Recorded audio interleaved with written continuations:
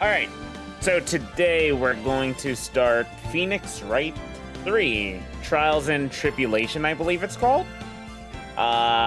We got through Phoenix Wright 2, what was it, Wednesday or Tuesday this week? And basically I want to start Phoenix Wright 3 and, you know, get through the first episode, see how it starts off and everything, and pray to God that episode 1 is an investigation, is only a trial. We will see. I've heard good things about Phoenix Wright 3 a lot in comparison to like 1 and 2. I hear 1's amazing. 2 is pretty good all in all, which I thought 2 was a very good game.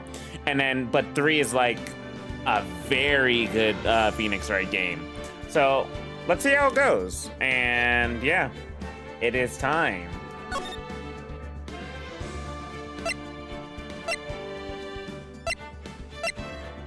Ace Attorney, Phoenix Wright, Trials and Tribulations. And no problem, Quinby.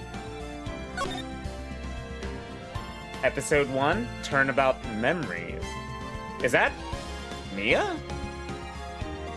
Huh.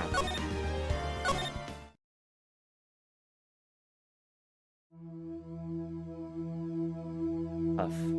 Huff. Ugh. How did I get into this mess? Uh-oh. Why?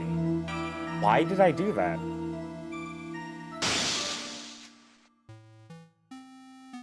Edgeworth and Phoenix when they were younger? That girl, you shouldn't see her anymore. Hey, it's none of your business. I'm telling you for your sake. If you continue to see her, it's going to be bad news. You're lying. Just listen to me. There's something you need to know about that girl. Stop it. Don't talk about her like that. Wait, Phoenix?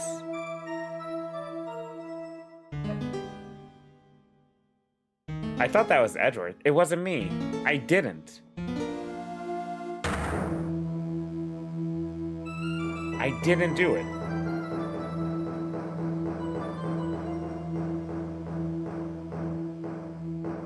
Oh.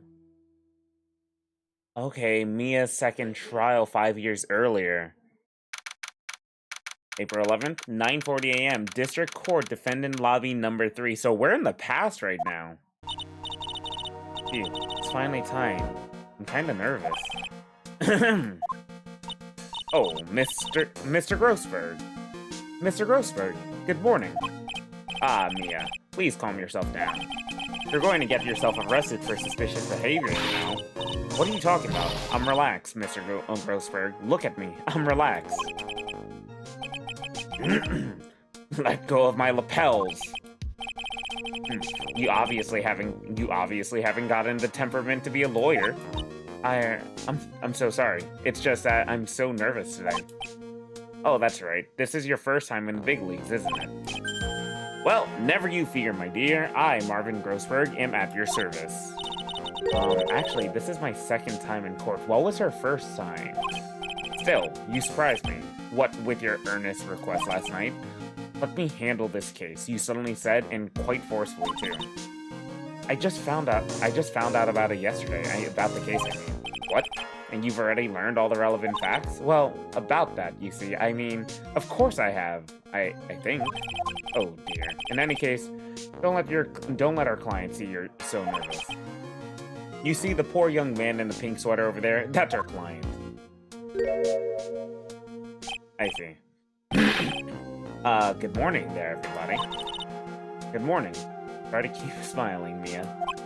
I just want to say I'll give it up all I've got. Yep.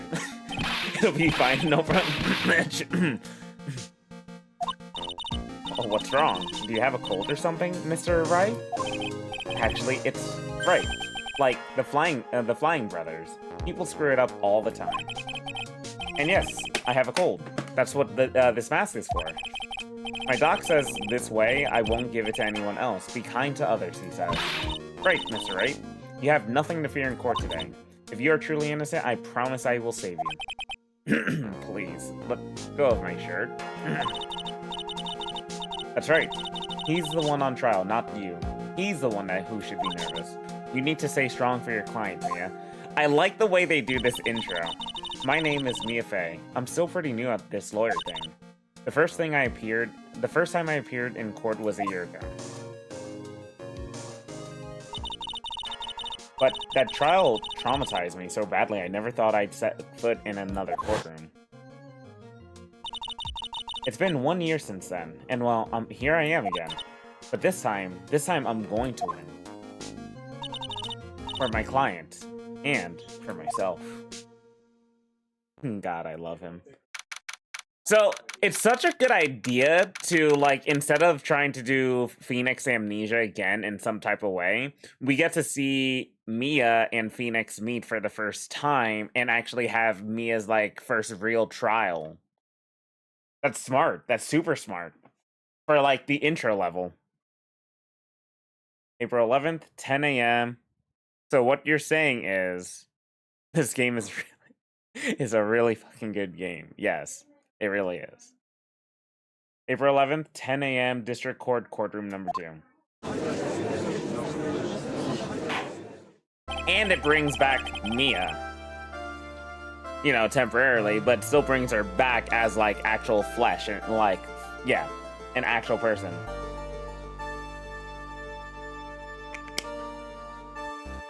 This song!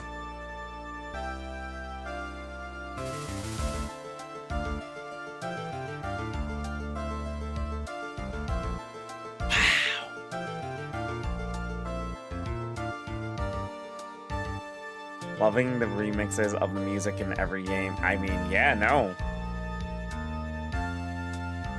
Slight variations on the same motifs every game. Damn, this is really good. Court is now in session for the trial of Phoenix Wright. The defense is ready, Your Honor. And the prosecution is ready, Your Honor. The defense today is Miss Mia Fey, was it? Yes, Your Honor. Is there a problem? I was under the impression that Marvin Grossberg was to be leading the defense. Yes, well, you see, Mr. Grossberg had a bit of an emergency. Emergency? But isn't that him standing there right next to you? Yes, well, you're just a rookie. Are you sure you can really handle this? Don't let him scare you, Mia. And give him your toughest look. Of course, Your Honor. I think. You know, I now know where Phoenix learned all of his tricks from. It was absolutely Mia.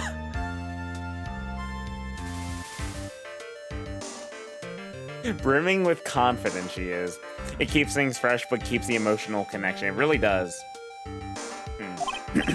Well, Mr. Payne, your opening statement, please. Well. I can't believe a veteran like me has to spend his time babysitting a new defense lawyer. And Payne as the intro boss every game too. I love it.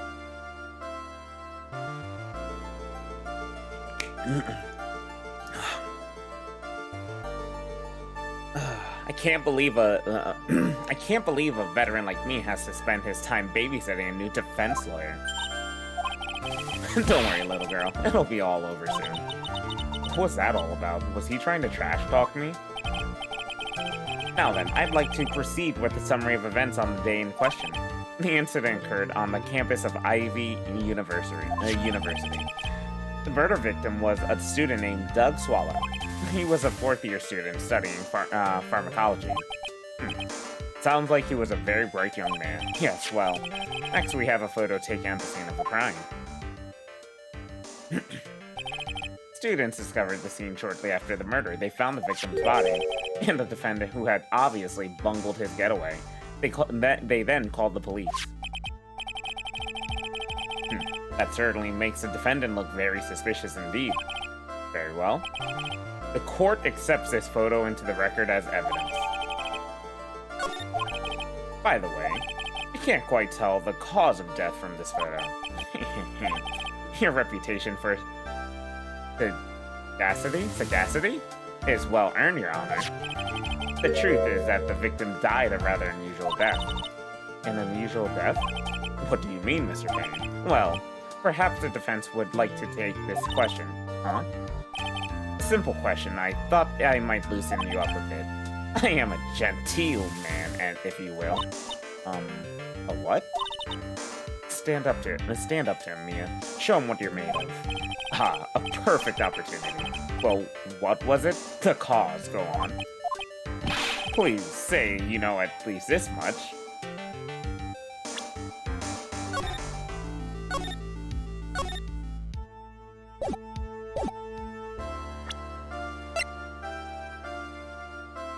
Cause of death was a fatal electric shock. Dahlia Hawthorne and Phoenix Wright's girlfriend dated the victim Doug Swallow up until 8 months ago. So he's currently in college. Okay.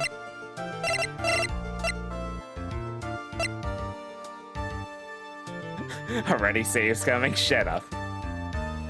Your fear saving in the tutorial, leave me alone.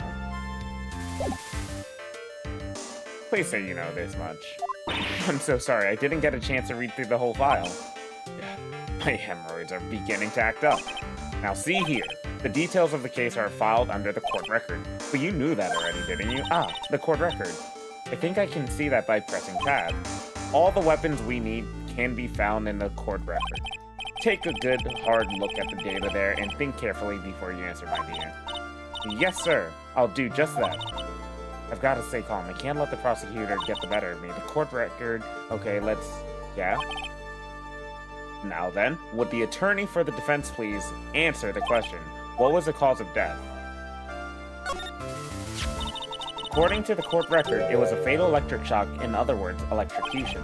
Electrocutions. But how could such a thing happen? Did the murderer use some type of new, super powerful stun gun, perhaps? The answers to that will become crystal clear as this trial proceeds, Your Honor. But before that, there's one more vital issue. What's that? Why, motive, of course. Apparently there was some bad blood between the victim and the defendant. Bad blood? What do you mean? Oopsie, I'm terribly sorry. You're the defense attorney, so you must know all about it. I shouldn't be stealing your spotlight like this. I really don't like this guy's smug attitude. That's Winston Payne for you. He is one smooth operator, if you catch my drift. They don't call him the rookie killer for nothing, you know.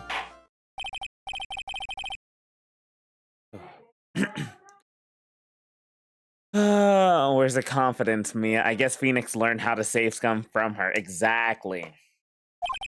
What was the source of the bad blood between the victim and the defendant? And this time, I would like to see some supporting evidence. Evidence? Ah, no need to get all worked up over this. As I said, all our weapons can be found in the court record. Find the evidence you need and then shove it in old Greybeard's face. Yes, sir. Into old Greybeard's face. Mr. Grossberg? Try to set a better example for the young lady. Yeah? Evidence isn't the only thing in the court record. People's profiles are as well. You can toggle between profiles with tabs, so be sure to, get all over it. Now then, let's see what you've got. What was the cause of the bad blood between Phoenix Wright and the victim? Dahlia Hawthorne. Cute. The reason for the bad blood between the two of them was this woman here. Dahlia Hawthorne, is it? Very good, Miss Faye. You seem to have picked up on at least this much. This woman is a girlfriend of the defendant, Phoenix Wright. But up until 8 months ago, she was with the victim, Mr. Swallow. And clearly, she has some part to play in the story. Ah, he's done it again. Before the cross-examination starts, he's already got the judge thinking like he wants. Very well, Mr. Payne. Please call your first witness. If it pleases the court, the prosecution would like to call Mr. Phoenix Wright. What? The defendant himself?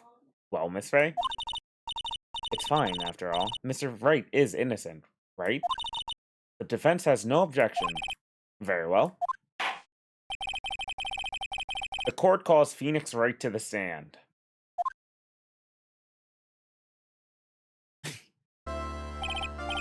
Witness, please state your name and occupation. Oh, yeah. My name is Phoenix Wright. My job is, well, right now I guess I'm a suspect. No. He means, what did you do before you were arrested? Oh.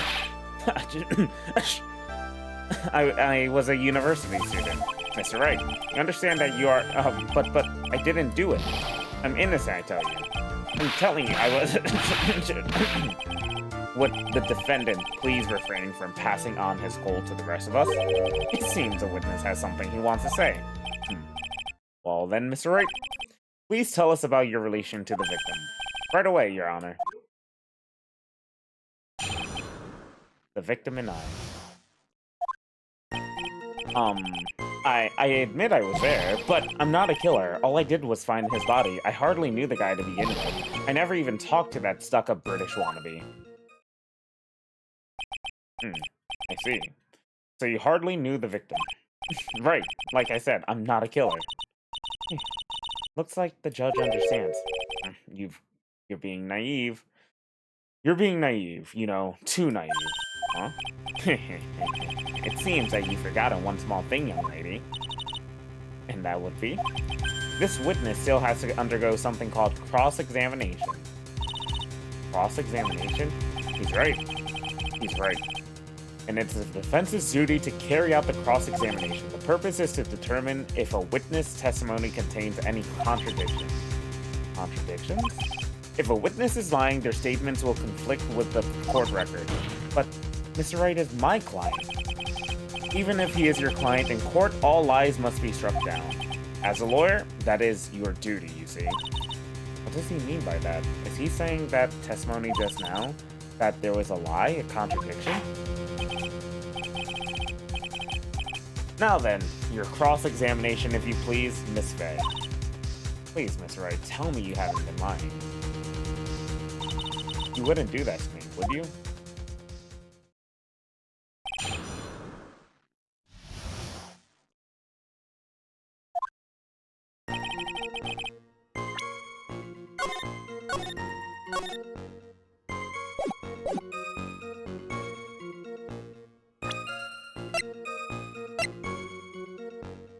Proof of my profession. The first and last time I wore it was a year ago.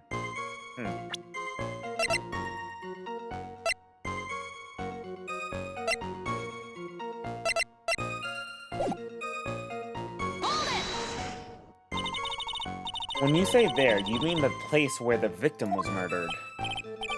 Yeah, sort of. The place where something happened, anyway. Something? You can't hide what happened. We have photographic evidence. Anyway, Mr. Wright, what were you doing at the scene of the crime? I thought you said you didn't know the victim, Mr. Swallow. It was just a coincidence. We bumped into each other by accident. A coincidence, huh? But I'm not a killer. You say you found the body, so who called the police? Huh? Unfortunately, it was some other students that notified the police. Other students? That's correct. They were witnesses. Witnesses who saw the defendant standing there next to the body in shock. What? Is this true, Mr. Wright? Achoo. Could you stop sneezing every time you're in a bind? Well, it's true that I was pretty shocked when I found the body, but I... So, you didn't know his face or even his name, right? Right. Well, no, that is, I mean... So, which is it? Did you know him or not? Achoo. Now, see here, you can't avoid answering the question by sneezing all day. Well, I guess I did know his name. News to me, why didn't he tell me that before? I heard he used to date Dolly. Who is this Dolly person? Ah, yes. This would be the defendant's lover, Miss Dahlia Hawthorne. Oh, I see. Ah, young love, so bittersweet. But that's all I knew about him. How did you know he was a British wannabe? Mr. Wright, Mr. Wright, you stated the following in your testimony. I hardly knew the guy to begin with. That's right. I mean, why would I even? But that doesn't sound right. If you hardly knew him, then why would you say the victim was a stuck-up British wannabe?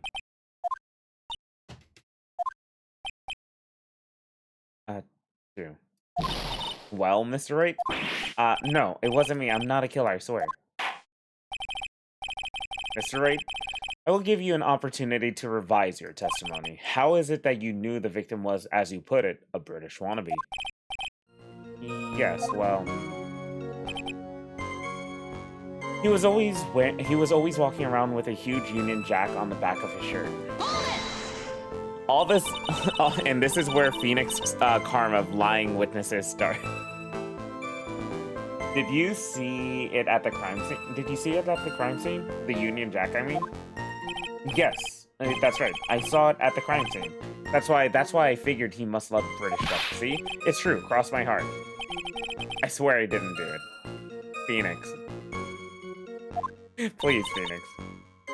He's acting fishier than the salmon I ate last night. May I ask you something this way? Yes, Your Honor. What is it now?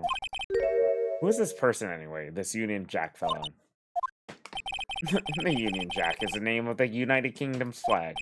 Oh, I see. So you mean like the Stars and Stripes, right? As usual, Your Honor. Your insight astounds me. Hey, something just occurred to me. Isn't there something strange about this bitches now? Yeah, there's a contradiction here. Mr. Grossford, quickly now, show that boy you mean business. With evidence, I mean. Okay, Mia, check the court record carefully. Well, my dear, do you think you can manage this on your own from this point? Yep. 1 year ago, I was in the courtroom just like this. I can do it. I can handle this myself. Yes, of course. The Stars and Stripes, because this is America. This is America. You mustn't try to bite off more than you can chew, Mia. I'll be fine. I know what I have to do. Remember, you can always press him to get more information, and one more thing. When you're going to state a contradiction, make sure you present some definitive proof.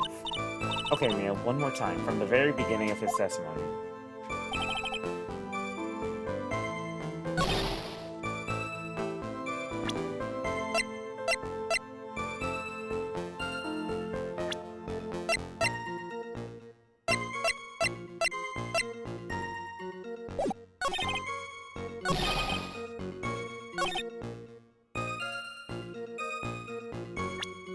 Wasn't he wearing a jersey?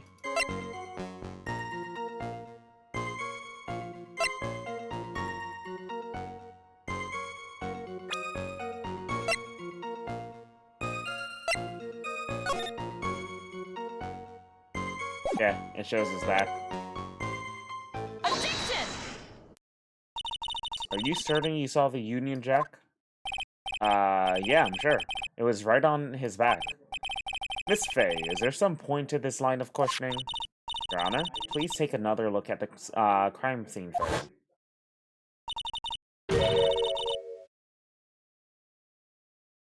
I like how he asked, can you handle this on your own? When you answer, yeah, I got this. He proceeds to lecture you anyway. True. I didn't realize. Need water, dude.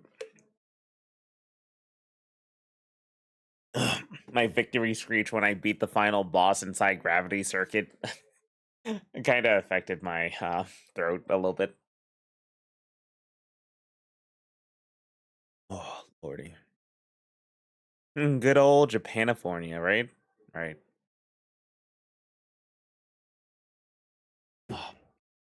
As you can see, there's absolutely nothing on the victim's back. Hey, wait a minute. He's wearing a leather jacket. The Union Jack was on the back of the t-shirt he was wearing. I was under the impression that you accidentally came across the body, but if that was really the case, then you wouldn't know that, would you? You'd have no idea at all what he was wearing underneath that jacket. Mr. Wright, you've been lying to me. Please forgive me. Mia, you've made our client cry. Let him. That P on his chest doesn't stand for Phoenix anyway. Can't believe I trusted him. Mr. Wright was all wrong. That was an impressive bit of cross-examination. Thank you for uncovering the defendant's lies for me. It's quite clear that this man did not simply stumble upon the scene of the crime. Uh-oh. Did I go too far? By the way, Mr. Wright, you seem to have a rather bad cold. Have you taken any medicine for it? Yeah, I took some, but... Was the medicine that you took an over-the-counter brand called Cold Killer X? Yeah, that's right. It kills colds good. Hey, wait a second. How did you know I'm a big fan of Cold Killer X? Would you happen to have that medicine with you right now? Well, actually, I seem to have lost it somewhere. You lost it? Does this even have anything to do with the case? Mr. Wright, should I tell you where your cold medicine is right now? Your Honor, I'd like you to take a look at another photo from the crime scene. What's this? In the victim's hand, it's Cold Killer X. Yes, but even I've got a bottle of Cold Killer X in my apartment. I'm sorry, but I'm afraid that argument won't work. There's no doubt as to who this bottle of Cold Killer X belongs to, especially since Mr. Wright's fingerprints are all over it. What? Land of jelly-filled donuts. Sensing his murderous intent, Mr. Swallow must have picked up the bottle of medicine dropped by Mr. Wright and hid it in his hand. His purpose in doing so can only have been to identify his killer as Phoenix Wright. Order in the court. Your Honor, I'd like to present this photo and bottle as evidence. Very well. The court will accept them into the record.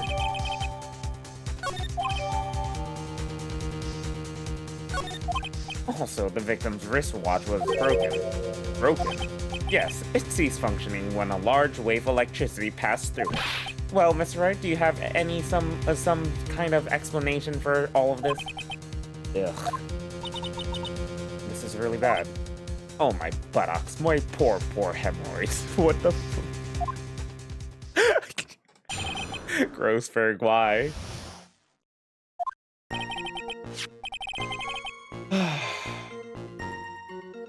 Oi.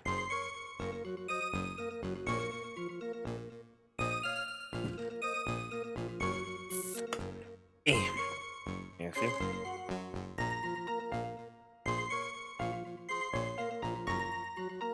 Yeah.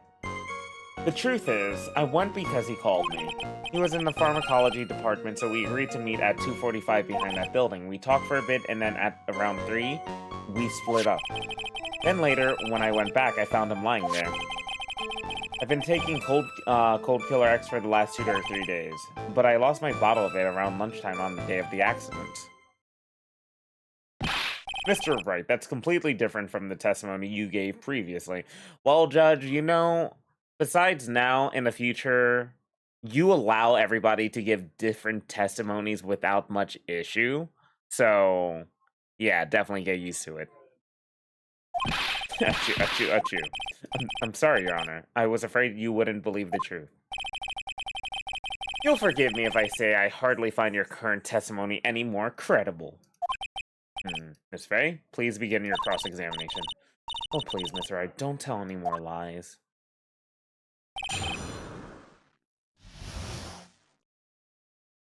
What really happened?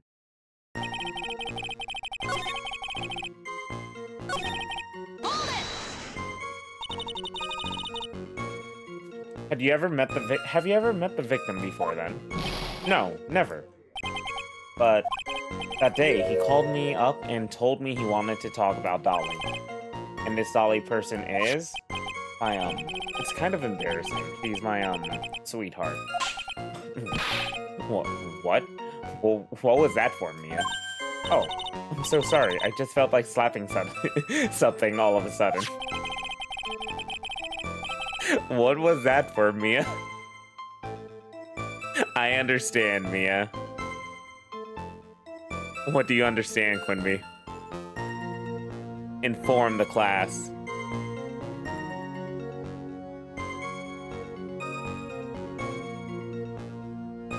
The violent urge to slap something after Phoenix talks like that.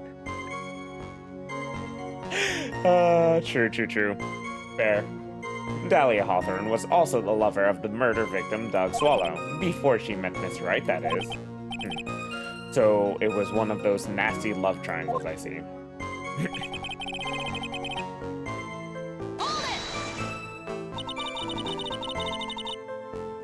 Was it Mr. Swallow who indicated you should meet at 2:45?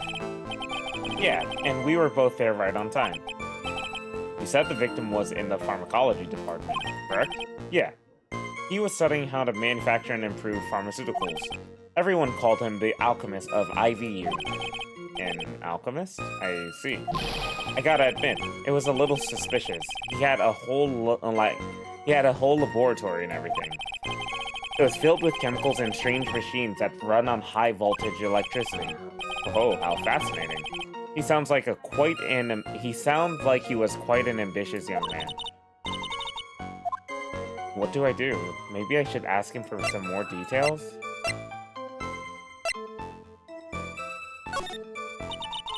So you're absolutely certain that you met at 2:45? Yeah, pretty sure. That's the time class ends. But they're always doing experiments, so it doesn't matter much. Experiments? Yeah, those pharmacology guys are always in the lab whipping up something. Well, looks like he's right about the time anyway. Witness, let's go on with your testimony.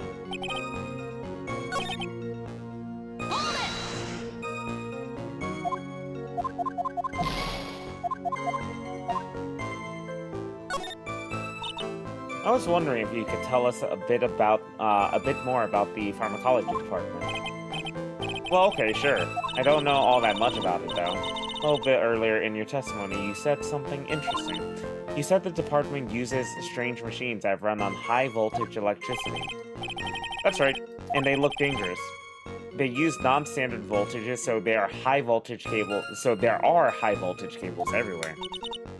High voltage cables?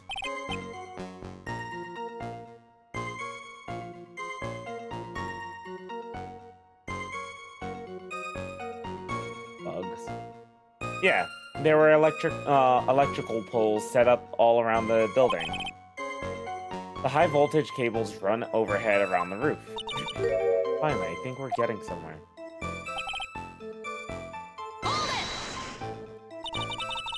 So, what was it you were talking about? You know, that maybe we should hang out again sometime. Hang out again sometime? I wish that were true.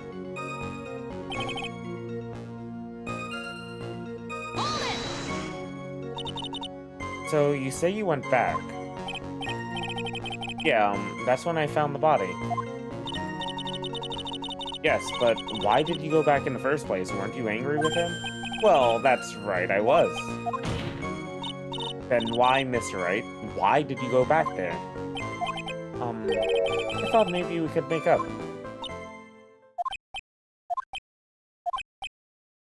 Yeah, I don't believe that either. Judging by the atmosphere, pretty sure that no one is buying this.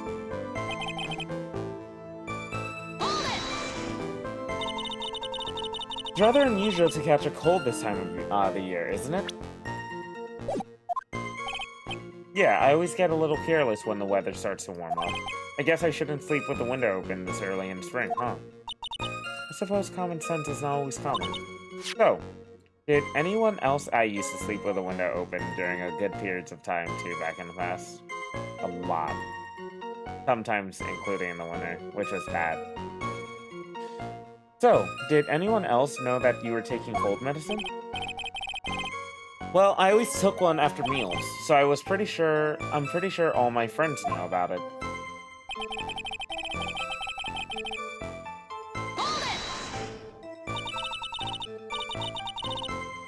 On the day of the incident, what did you do for lunch? Huh? What does that have to do with anything?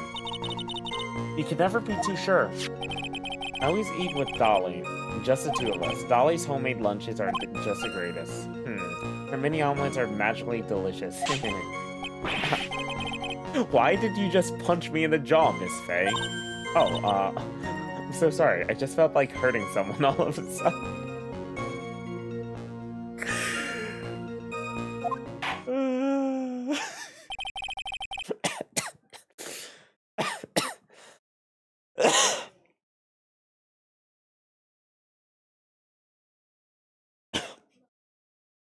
I think that's enough for now. So the defendant and the victim met approximately at the time of his death. At least she doesn't have a whip. Hey, that's why they had to add a character with a whip later in the future, right? And then the defendant returned to the scene for some unknown reason. I'm not entirely convinced by his explanation about the medicine bottle either. Let me be frank here, Mr. Wright. You know, because my name is Frank. You know, Judge Frank. No one's ever asked, but yeah. Your testimony cannot be trusted. What do you mean? I knew it was a little too much for a little girl. However, there is one mystery that still remains. There is, Your Honor? How the murder was carried out, of course. Just how was the victim electrocuted? I don't believe the murder weapon has been produced yet, correct? Well, that is, you are correct, Your Honor. So how exactly was Mr. Swallow killed? If I could somehow establish how it was done, maybe I could still come out of this mess smelling like a rose.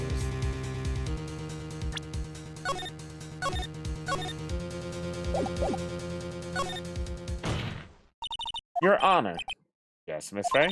I believe that if we were to piece together everything we've heard up until now, we should be able to solve the mystery of how Mr. Swallow died. That would be most impressive. Quite the brash statement coming from a rookie. But even a beginner like you must understand the basic rules of the court, yes? An attorney must be able to substantiate their arguments with evidence. Of course I know that. Actually, I had totally forgotten about that. Wow. Phoenix really did learn from Mia. Now, Miss Faye, let me see what you've got. Show me how you believe the victim was electrocuted.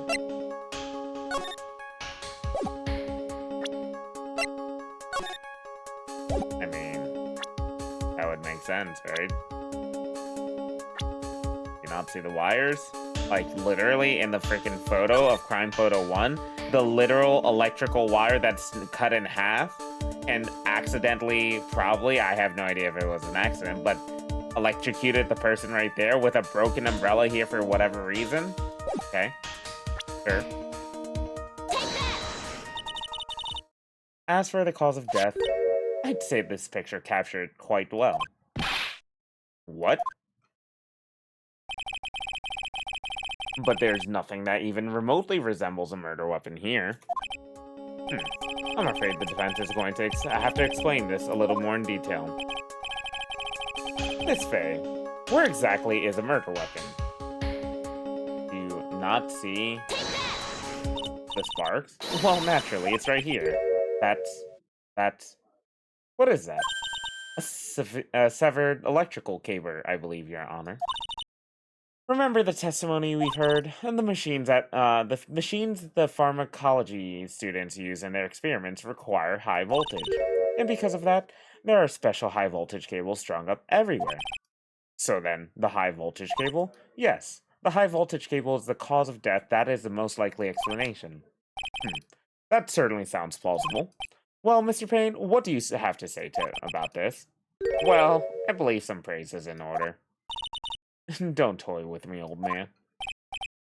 Now, the victim's cause of death may indeed have been a high-voltage cable. However, I want you to think about what that really implies. The only one who had the opportunity to use a cable as a murder weapon was the defendant.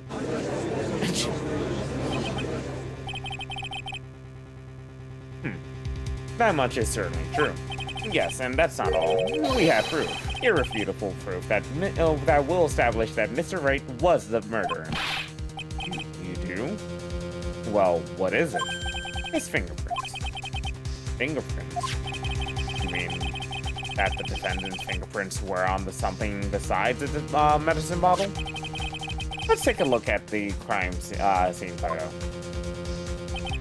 As you can see, the victim is wearing a leather jacket. As you may know, leather holds fingerprints quite well. You mean? Yes, it was quite clearly imprinted on the chest area of the victim's jacket. The palm print of the defendant's very own hand. What? I can only think of one way Mr. Phoenix could have left a print like this. Intent on murder. He squarely pushed the victim towards the severed electrical cable. Yeah, I would think that would be on the electrical wire, but because the dude didn't even know about the electrical wire, there's no prints on, they didn't, get prints on the electrical wire. But if you push somebody into the electrical wire, apparently that's a murder weapon. Order, order, order. That's enough. I think we can conclude that there's no reason to continue with this cross-examination. Stick a fork in us. We're done. Mr. Grossberg. My hemorrhoids never lie. The show is over, Mia. I knew that boy was guilty the first time I saw him. No, you're wrong. Miss Wright is innocent. No further evidence is required to convince me of this man's guilt. Your Honor. At this time, I am prepared to render a verdict in this case.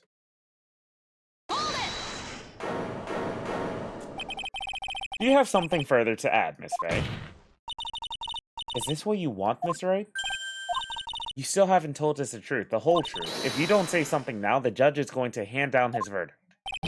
But I can't. I just can't say it. If I told you what really happened, then I'd be... It's okay, Mr. Wright. I'm your attorney. You can trust me. Miss Faye, is that the first time we actually see his face? Like, in this game? Japan sure likes hemorrhoid jokes for some reason. Yeah, with Grossberg especially.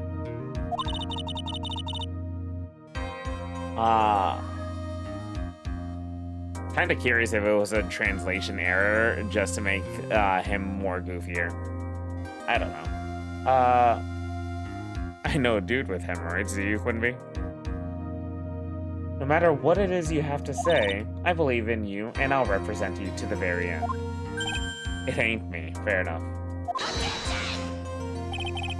We've already established the defendant's guilt. There's no further need for him to say anything. Wait a minute. Mr. Wright, I'll tell you what really happened. But I've already told you, Miss Wright, there's no need for further. I did it. I admit it. I pushed him. It's my fault.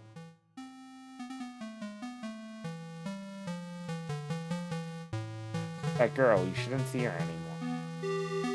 Hey, it's none of your business. I'm telling you for your own sake. If you continue to see her, it's going to be bad news. You're lying. Just listen to me. There's something you need to know about that girl. Stop it. Don't talk about her like that. Awesome animation.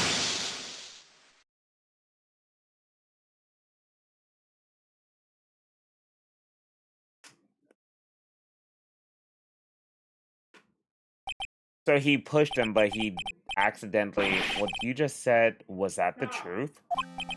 Yes, I was afraid. Afraid that if I told the truth, everyone would think I was a murderer for sure.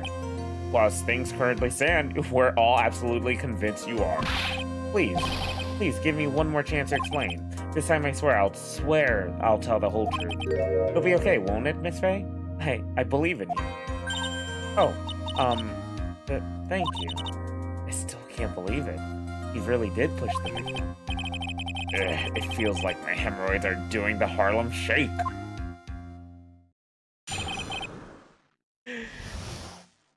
What is with the hemorrhoid stuff?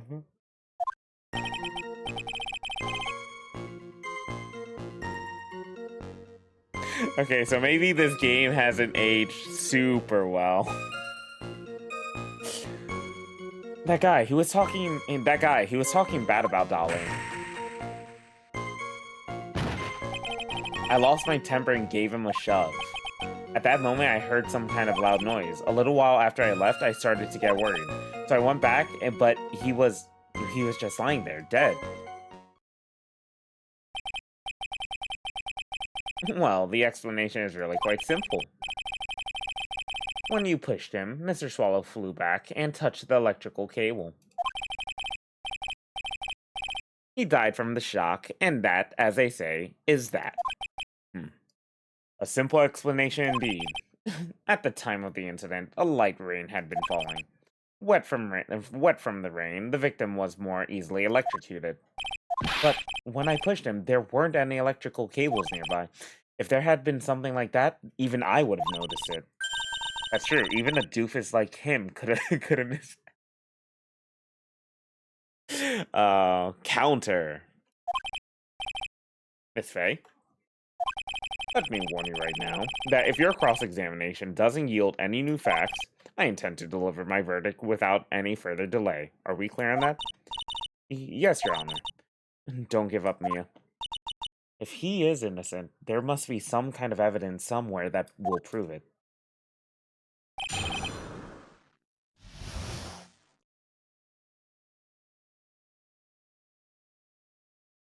Sorry.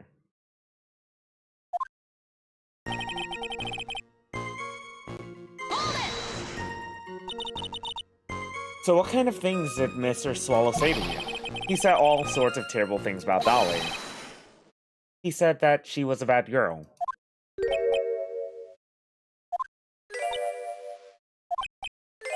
Is that all? Yep.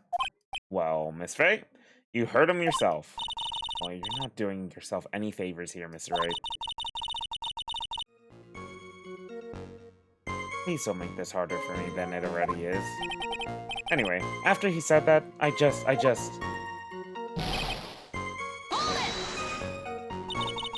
Can you tell me about what happened a little more in detail? That guy, he just said what he wanted to say to me. And then he put on the jacket he was holding and started to leave. That's when I lost my temper and flew into a furious frenzy. Phoenix strong. No wonder why he's in Marvel. I just gave him a light, gentle shove to the chest. And when you did that, there was no severed cable anywhere to be seen? Right, there was nothing like that at all. But is it possible that you merely overlooked it? Well, I guess it's possible.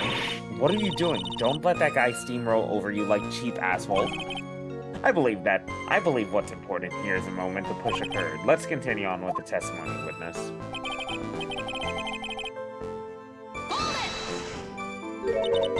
He's such a butt.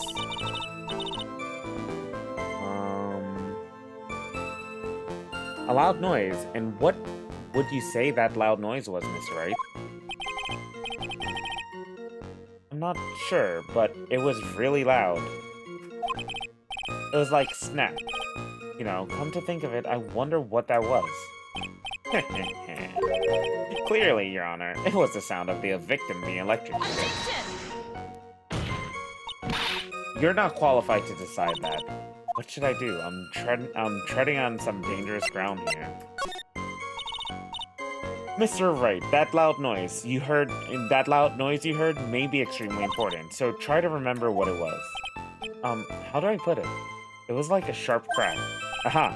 Could it have been... Yes, could it have been... Hurry up and tell us! When I pushed him, he dropped the umbrella he was holding.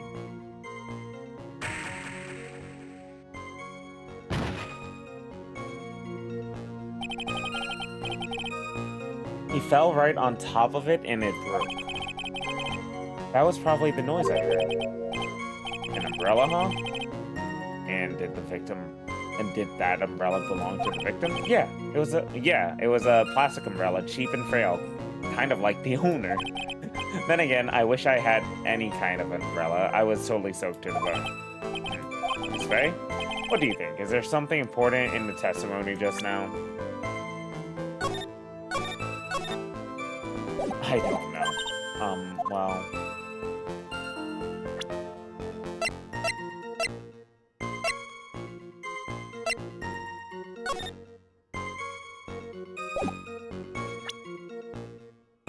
Phoenix, FFS, don't call the victim weak and frail when you're the accused. Well, that just means Phoenix is strong. This is it, Mia? The new information you've been waiting for. Of course it's important. No, this cheap umbrella is more than important. It's vital.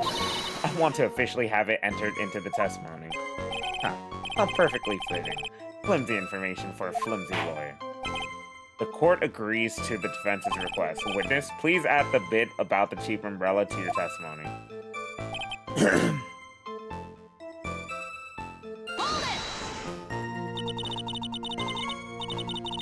So Mr. Swallow fell on top of his umbrella, and you are certain of this?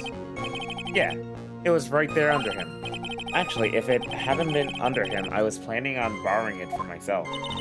The umbrella, you mean? Well, yeah. You see, I was wearing the sweater here. Dolly stayed up for nights at a time knitting it for me. I didn't want the rain to dampen the handmade symbol of her love. My stomach is not to be used as your personal soccer ball, Mia. I'm so sorry. Mia, stop abusing your, help. Continue on with your testimony, witness. A little while ago.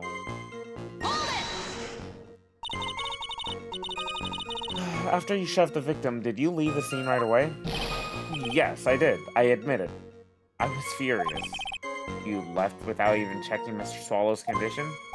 Well, yeah, but like I said, I got worried about him later.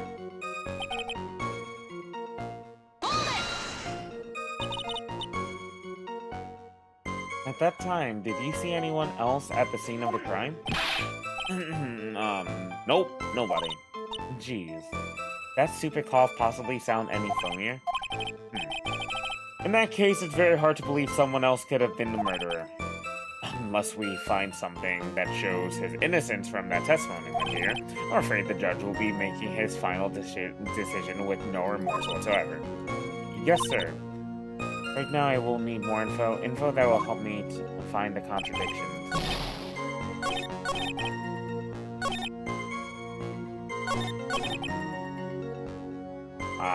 He did not fall on top of his umbrella.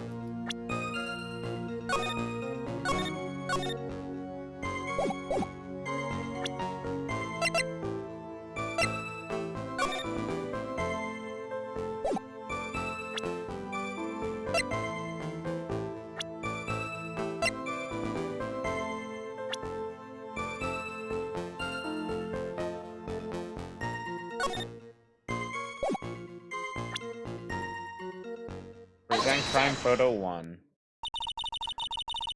Why didn't you testify about the umbrella from the very beginning?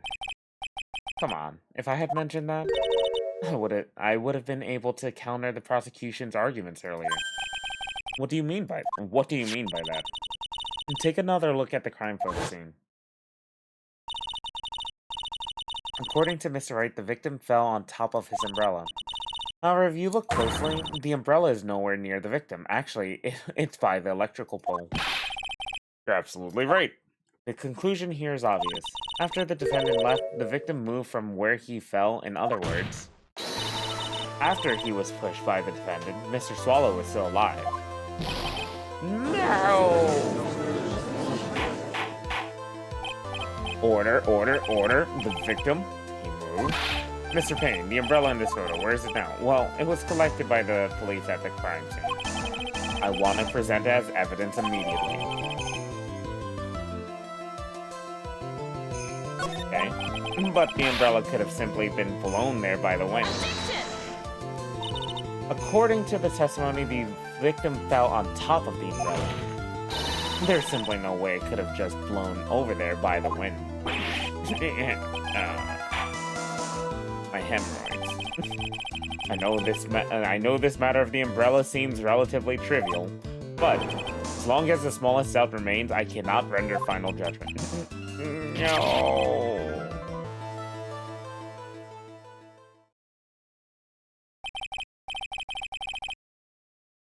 I must say, I still find it hard to believe that a huge hole has been blown in the prosecution's case by the defendant's testimony. Well done, Mia. Mr. Payne, what are you chuckling about? Pardon me, Your Honor. It seems I was expecting too much of a free ride. It was foolish to think I could establish guilt through cross-examination alone. I'm afraid I don't follow what you're saying. Let me guess, you have another witness. Exactly, and this witness's testimony will be incontrovertible. Incontrovertible?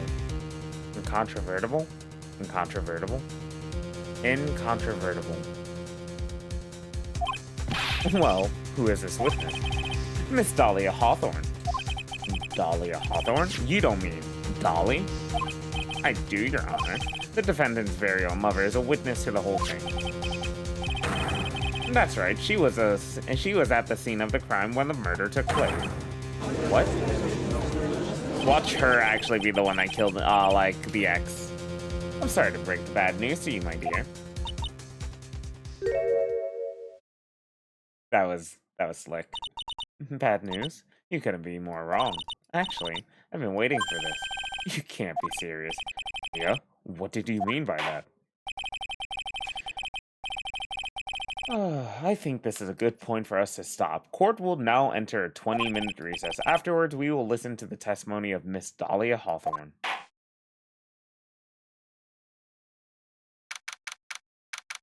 April 11th, 11:52 a.m. District Court, Defendant Lobby Number 3. Miss Faye, I'm sorry about what happened back there. It's alright. At least you told us the truth in the end, right? Yeah, so I guess I can start to relax then, huh? Relax, my boy? You can't be serious after hiding such important facts. But the witness, the next witness is my Dolly, right? She'll save me, I just know she will. Why do you think that? Huh? What do you mean? She's the love of my life, that's why. The love of your life, huh? Would you mind telling me more about you and Miss Dahlia Hawthorne? Sure, no problem.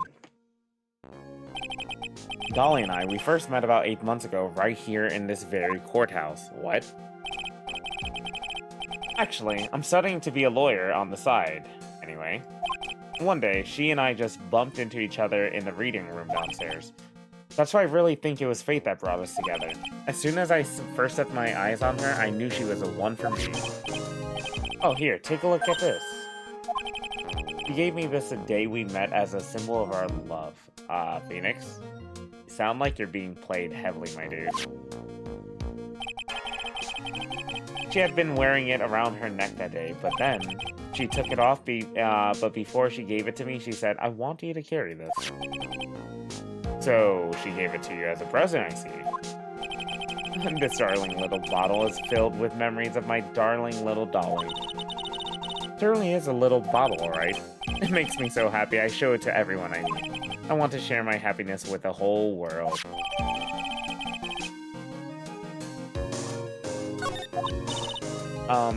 Anyway. So after that, you and Miss Hawthorne started dating?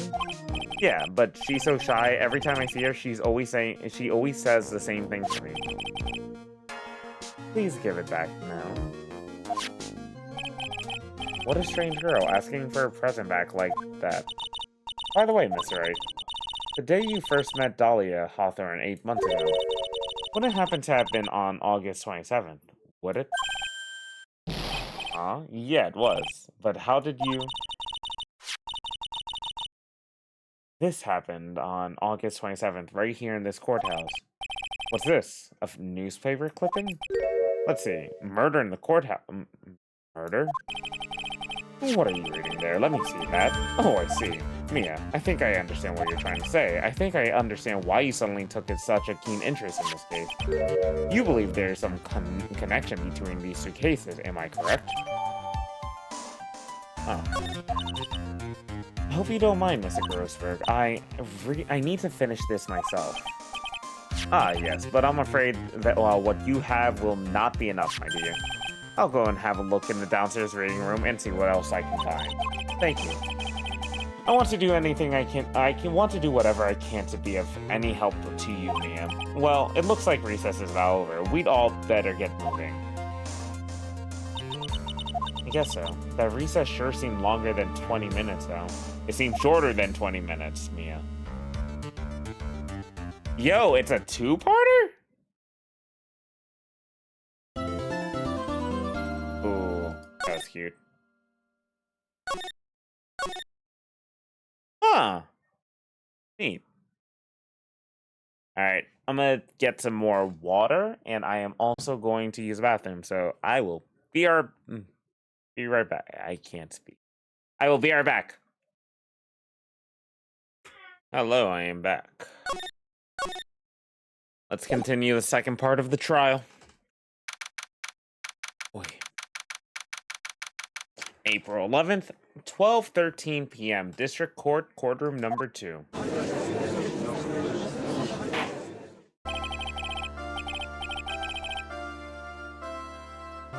Court will now reconvene. Mr. Payne, please call your witness. This next person is someone who witnessed a crime as it happened.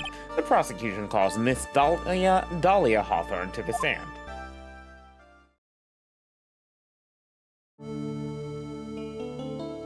Huh.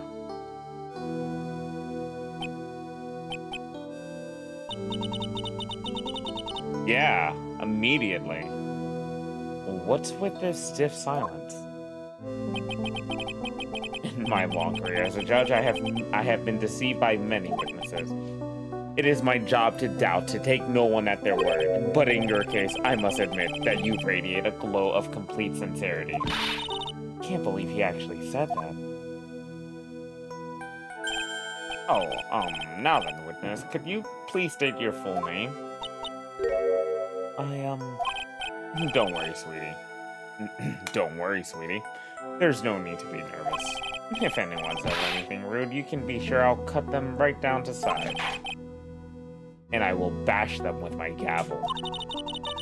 Love how they look straight at me when they say that. Thank you for calming my nerves. You are all so nice. I almost feel right at home. Not at all. It was nothing. If we may move on now, what is your full name and occupation? My name is Dahlia Hawthorne. I'm a junior in literature at Ivy University. I just want to say it's an honor for me to be here in your noble presence. The honor is all mine. No, the honor is all mine. Well, we know whose milkshake brings all the boys to the yard.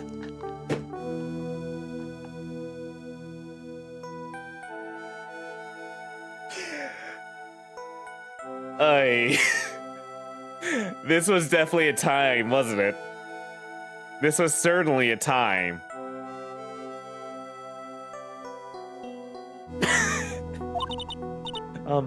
Sir? Is there something I can help you with? Capcom localization team was having some fun with this one, I can see. You just go on and say whatever it is on your mind. I'm sure that there must be some kind of mistake. Feeny wouldn't kill anyone, I just know it. Yes, I can see what you say that. She's going to be tough art. She's going to be a tough witness, alright. Wait, Feeny? Mr. Feeny? Mr. Feeny? It only took her 12 seconds to wrap them all around her little finger. Feeny! Now then, please proceed with your testimony. Let's hear about what you witnessed on the day of the incident, if you please. Great music, though. Like, legit. I had been planning to go back to Feeney's place after class was over. Feeny and Dougie, they were talking behind the building. Then suddenly, Dougie got all wobbly and just collapsed. That's when Feeny noticed that I was there. I went to go and find some other students, and they called the authorities. I don't know what to say. According to you, Miss Hawthorne, the defendant didn't do anything wrong. Young lady, as old as I am, even I recall how hot the flames of young passion can burn. Nevertheless, it is my job to discover the truth. Please, tell us the truth. But, I would never. That's more than enough, witness. I won't allow this to continue. What do you mean by that? Please, just let me proceed with my cross-examination. Please, just let me proceed with my cross-examination, Your Honor. I, for one, don't plan to win my case on a bunch of paper-thin lies. You haven't changed a bit, Mia Fey. What's this? So you two are acquainted? Yes, we've met before. Once. In any case, Miss Fey, the floor is all yours. Good to see you again, Madam Fey. Madam? I'm no one's grandma yet, girlie. How old was Mia when she died? Was she like 28 or 31 or something? What I witnessed.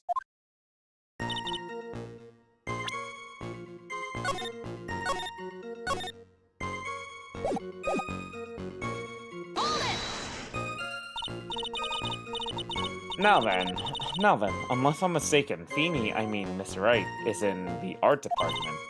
If that's the case, then what were you doing by the pharmacology building? Well, I'm in the literature department. I'm studying Japanese Senryu poetry. Oh ho ho, how wonderful. It's that humorous yet satirical style of haiku, yes? Nothing left to do.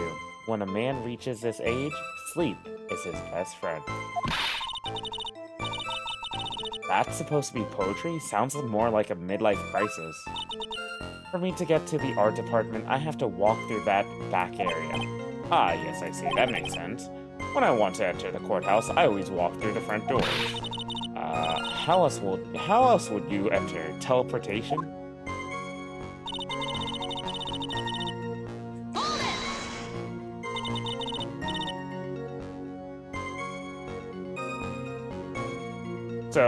So who is this Dougie person? Oh, I'm sorry, Doug Swallow. We were dating until about 8 months ago. So what were Dougie, Mr. Swallow, and Mr. Wright talking about anyway? How can you be so mean? I could never eavesdrop.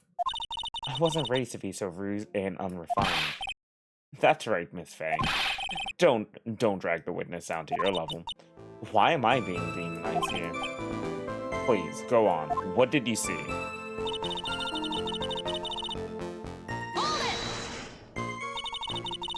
Are you saying that the victim just collapsed on his own? Yes. In other words, the defendant never touched the victim, is that right? I was watching the whole time. Feeny never did anything to Dougie. If I press her for no good reason, I just know the judge will get angry with me. So what should I...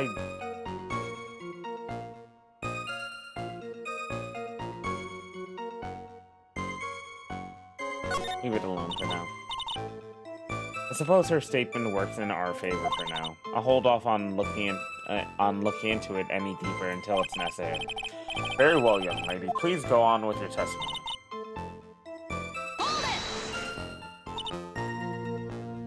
And what did Mr. Wright say when he's... And what did Mr. Wright say when he saw you? I'm sorry. I'm so flustered that I really don't remember. Please forgive me. Don't remember? Well, that's common enough. Sometimes I can't recall a sentence I passed only minutes prior.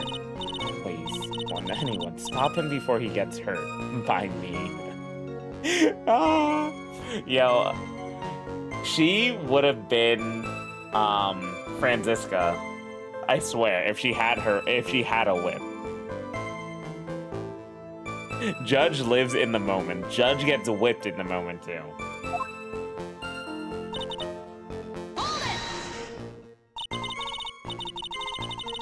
When you say students, do you mean students from the pharmacology department? Yes. They're all very fond of their drugs. Please try and stay on topic. So, to find some pharmacology students, you went to the labs, correct? That's what I was planning to do, but in the end, I wound up not going. A group of about 10 research students came running out of the building entrance. Somehow they all seemed to know what was going on. The students knew what was going on.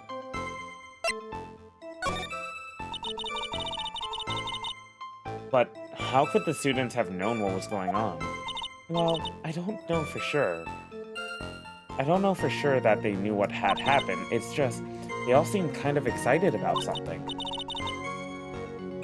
Doesn't look like I'm going to get any more info about the student. So did the students call the police? Yes, I was so panicked. Yes, well, anyone would have been, my dear. That girl, she's telling a super obvious lie, and she knows it. She's just pretending to protect Mr. Right. Yes, that's gotta be it. Way to go, Mia. Okay, that means I'm going to have to dig deep to find the contradiction on this one.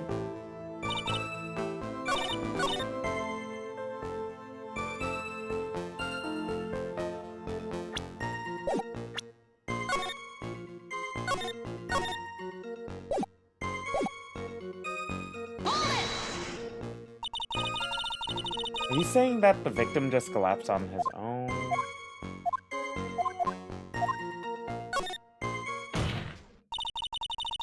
Evil lies are not very becoming, Miss Hawthorne, so let's drop them, shall we? What? I would never. Miss Fey, I will not allow you to badger this witness. I believe the defense is engaged in a fishing expedition. That is, she has no supporting... Please don't glare at me like that. I'm just doing my job. Now then, Miss Hawthorne. The defendant's palm print was found on Mr. Swallow's leather jacket. It has already been shown that Mr. Wright did, in fact, push the victim. What? There's no need to try to cover for the defendant. It would be much better if you came out and told us the whole truth. So help me God. There's nothing to worry about, young lady. Just tell us everything that you saw.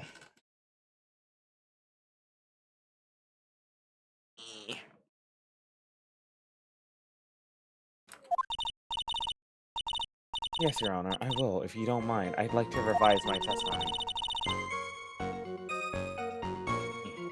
Second, sorry.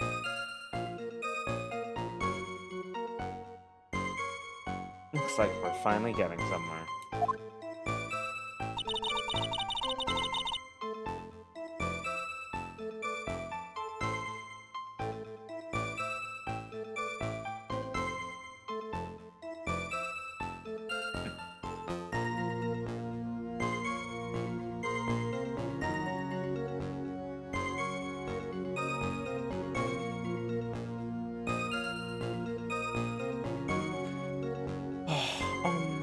I didn't see the moment he pushed Dougie. You didn't see it? Well, I saw the moment when Dougie fell to the ground. And at that time, there was only the two of them at the scene. The defendant, Phoenix Wright, and the victim, Doug Swallow. Yes, that's right.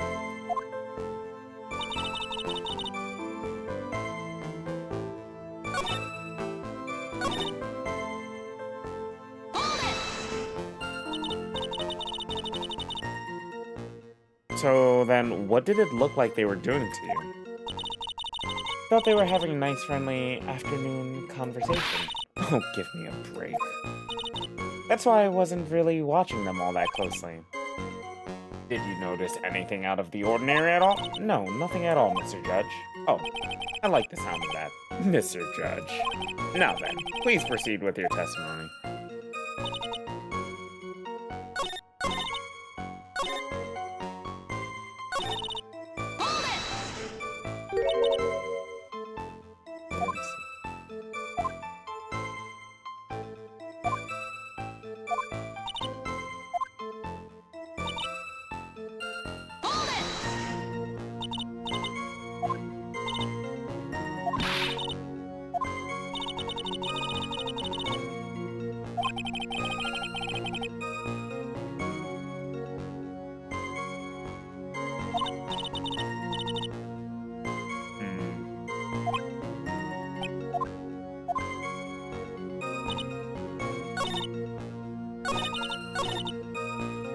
He's telling a super obvious lie and she knows it. He's just pretending.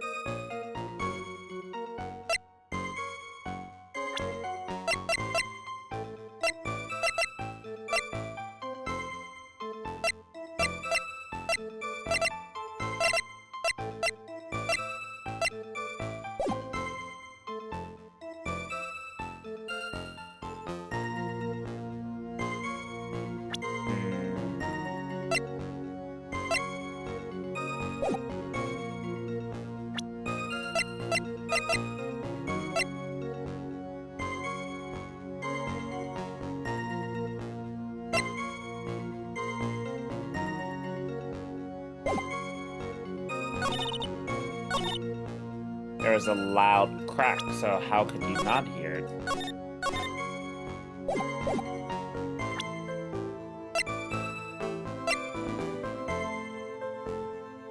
Objection! A loud sound. A loud sound. A loud sound. Good mic. You say you didn't hear anything unusual, is that correct? Yes, that's why I was very relaxed looking at the scenery around me. Heh. Oh, no, that's nice, but I find that just a little odd. I have here the testimony of your boyfriend, Mr. Phoenix Wright, and he clearly testified to the effect that when he pushed the victim, he heard a sharp, loud sound.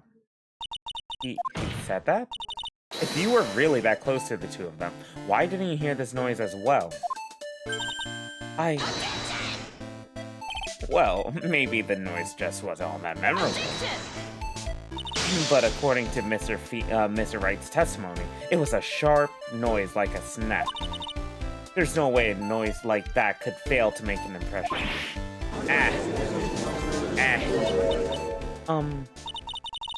May I have a moment to answer? By all means. I know the reason why I didn't hear the noise. You see, the truth is, I had my headphones on, and I was listening to my music at the time. Headphones? You mean that both of your ears were covered?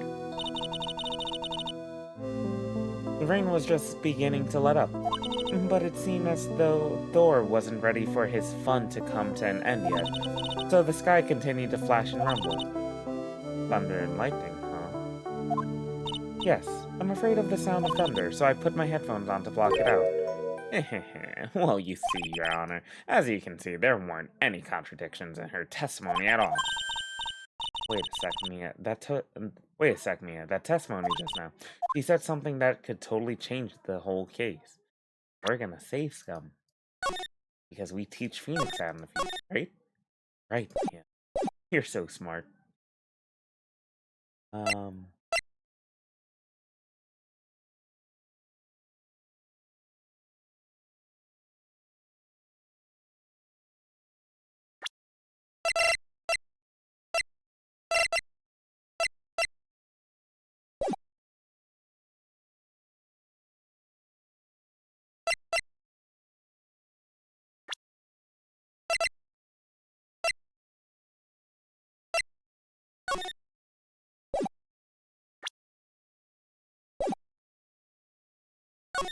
No, I didn't mean to press that. Hold on. Hold on. I want to get it on purpose, not by accident.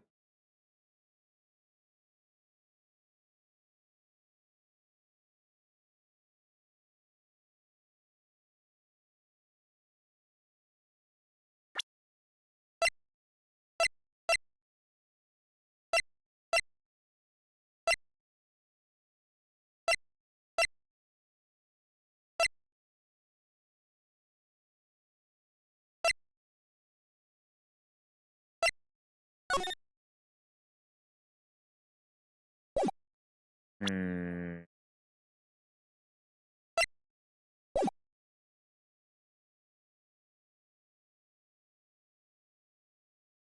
There's lightning. Your Honor, there's a problem with the witness's testimony. What do you mean? Didn't you notice? She said there was lightning, correct? Yes, what about it? Well, lightning is actually a large discharge of electricity in the atmosphere. Am I right? Oh no, now's not the time for a science lesson, Miss Faye. Yes, Your Honor. Anyway, since the cause of death was electrocution, Mia, no. Isn't it possible that the victim died from being hit by a bolt of light? God damn it, Mia. I was going for the sound.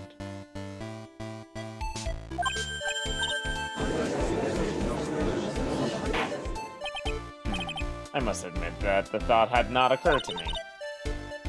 Just what kind of thoughts do occur to this guy anyway? This entire case is built on the premises that Mr. Doug Swallow was murdered. But that very premise itself is mistaken. The defense believes that Mr. Swallow was in fact the victim of a stray bullet. I don't even believe this. There's absolutely no way. It appears that the defense may be onto something. Could it be the death was actually accidental? Oh right, you did it, Mia. I'll be taking that not guilty verdict now. Heh heh heh. I'm hurt that you have such a low opinion of me, Miss Faye. I'll just let it play out. Huh? I'm not a fool, you know. The prosecution has done its research, Your Honor. We found that there were no lightning strikes on that day at that location. What? What's more, we have evidence that the electrical cable is definitely linked to this case. Evidence, Mr. Payne? What is this evidence? This affidavit. This affidavit. David. Affidavit.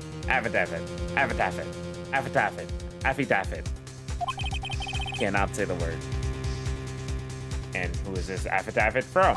The pharmacology students who were conducting experiments in that lab that day. Allow me to read out the testimony of the pharmacology students. All equipment in the labs lost power all of a sudden at around 3 p.m. that day. Was it a blackout? All of the lab equipments run on high voltage, Your Honor. So you're saying the equipment lost power because... Precisely. They lost power because of the severed electrical cable. The power outage occurred at approximately 3 p.m., which fits with the time of death listed in the autopsy report. Exactly. In other words, the victim died as a result of touching the severed electrical cable. According to the students, the cables were very old. They were planning on having them replaced in the near future. I see. Apparently the cables had become so brittle that even the smallest bump would have caused them to break. Oh, I actually made the correct choice. However, there's one thing that troubles me. If the cable could have been broken by any small bump, then it would have snapped if it had been... then it would have snapped if it hadn't been bumped into, correct? Well, I suppose you could say that. Miss Faye, do you have any thoughts regarding the cause of this severed cable?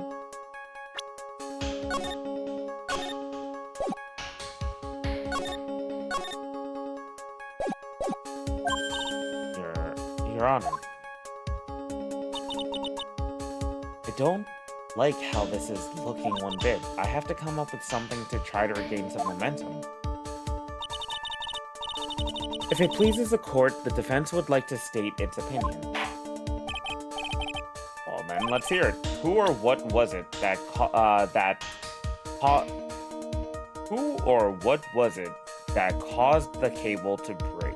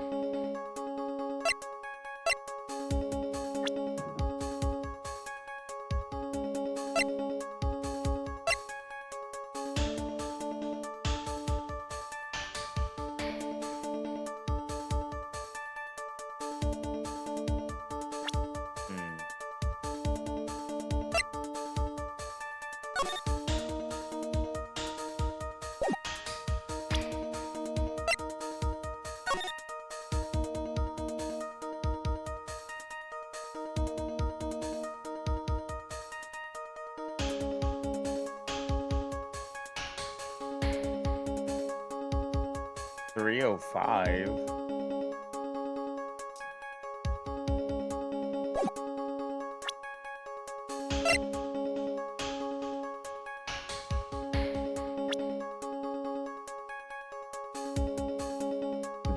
I believe it was Doug if he basically got pushed into the electrical cable.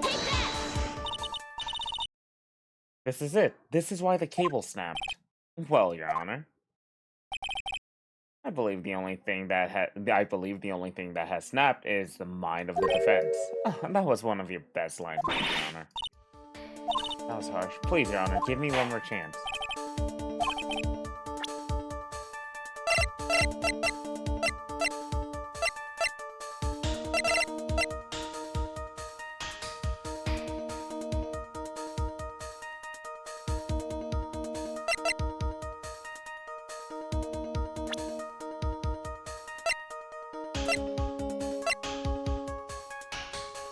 Was it due to Phoenix pushing him? So I wasn't exactly wrong, because I'm saying it was the push that did it. Your Honor, please think back to Mr. Wright's testimony. The defendant's testimony. He said that after he pushed the victim, he heard a large, sharp noise. Now then, this happened at around 3 p.m., correct? Yes, that sounds right. Wait, are you saying that the lab equipment lost power at 2:55, which fits right in Mr. Wright's timeline? In other words, it was Mr. Wright's shove that caused the power outage. Yes, the prosecution also came to the same conclusion, and it was that very shove that caused Mr. Swallow to be electrocuted. I'm afraid I can't agree with you there, Mr. Payne. What's that supposed to mean? Take a good look at where the victim landed after being shoved. See the umbrella? It's by the electrical pole. That's right, the victim banged into the pole as a result of being pushed. It was that impact that caused the cable to break. Well, that makes sense. And then the victim was electrocuted? Not exactly, Your Honor. I'm sorry, Your Honor, but no. It doesn't make sense at all.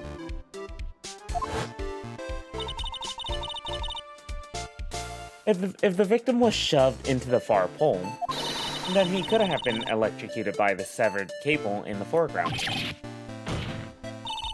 In other words, someone other than my client must have electrocuted the victim.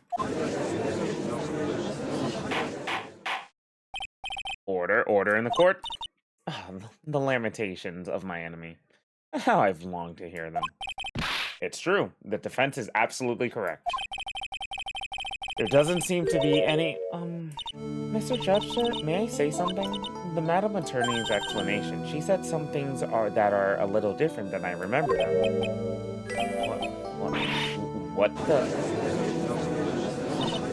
Please, just once more. May I please testify one last time? Please, Mr. Judge? Of course it's alright. Just go ahead and give your new testimony. This is it. She's finally starting to show her true colors.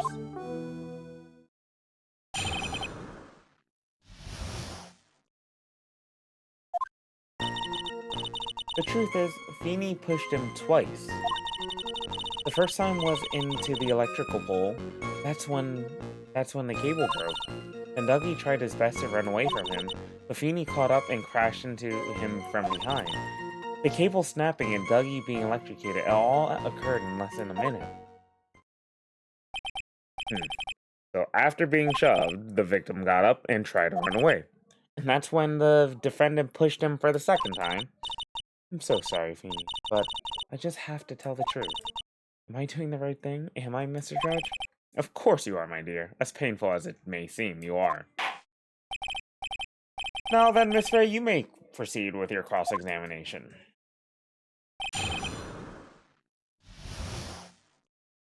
Oi.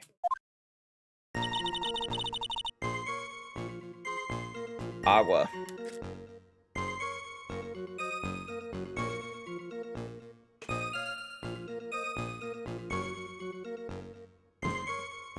The truth is... Miss Hawthorne, previously in your testimony, you said the following. Actually, I didn't see the moment he pushed Dougie. I know, I'm sorry, I wanted to protect Feeny. So that's why you basically lied to the court?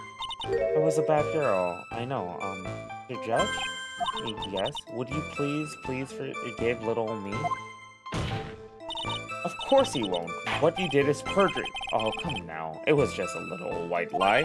We'll forget it this time, but please be more careful from now on, alright? Oh, thank you so much, Mr. Judge. Not at all. The judge had better be more careful himself. A dark alley is friendlier than that girl.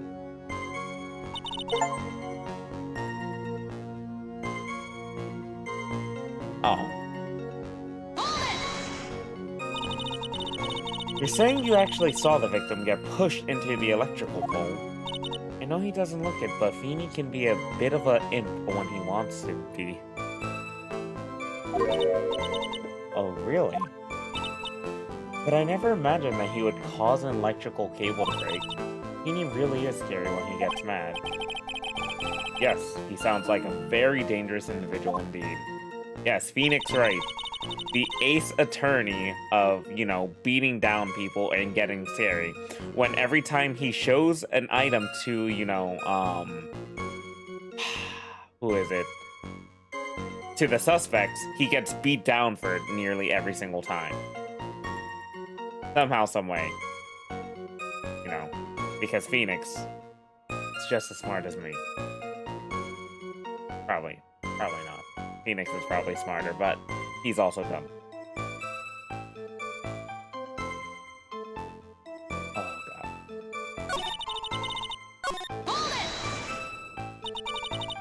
So let me get this straight. You are happily listening to your music on your headphones while you watch this scene unfold. What? Miss Faye, I'll have to ask you to stop badgering the witness. I wasn't happy. I was so scared I couldn't even move. All I could do was stand there and cheer them on. Cheer them on? What do you mean by that? Well, I wish the best for them both, and that they would each give the fight their all. That's very sweet of you to be so supportive. And what happened after that?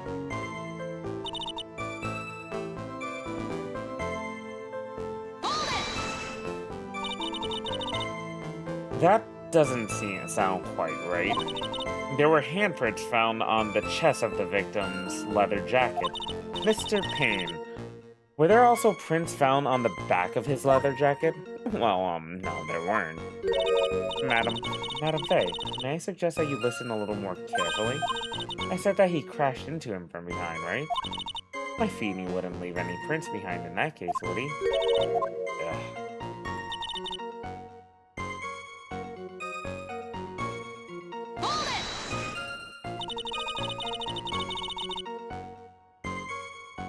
Did you actually witness the moment the victim was electrocuted? I'm sorry, I didn't actually see it. I turned my eyes away. That's understandable. Yes, indeed. It would have been a horrific sight for anyone to behold. If I don't figure out the contradiction here, it's all over. She didn't have much time to come up with her lie, so this is my best chance. There must be a hole in her testimony somewhere. Think, Mia.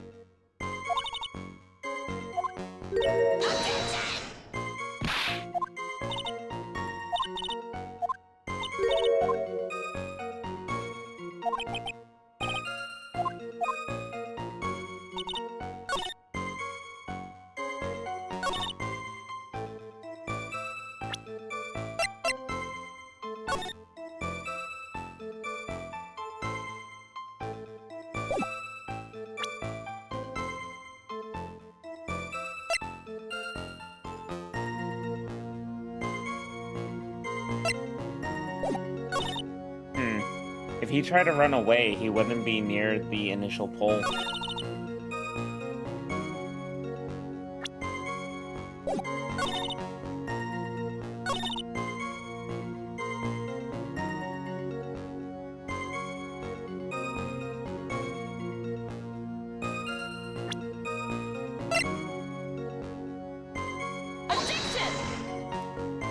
Wrong one.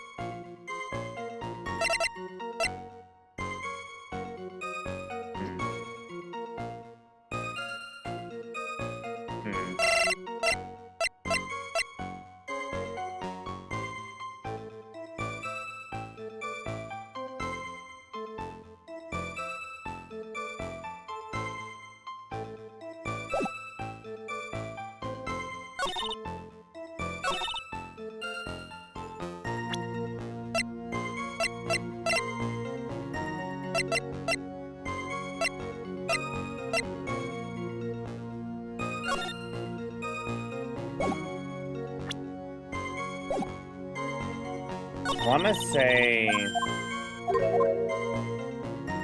Is it the tail end?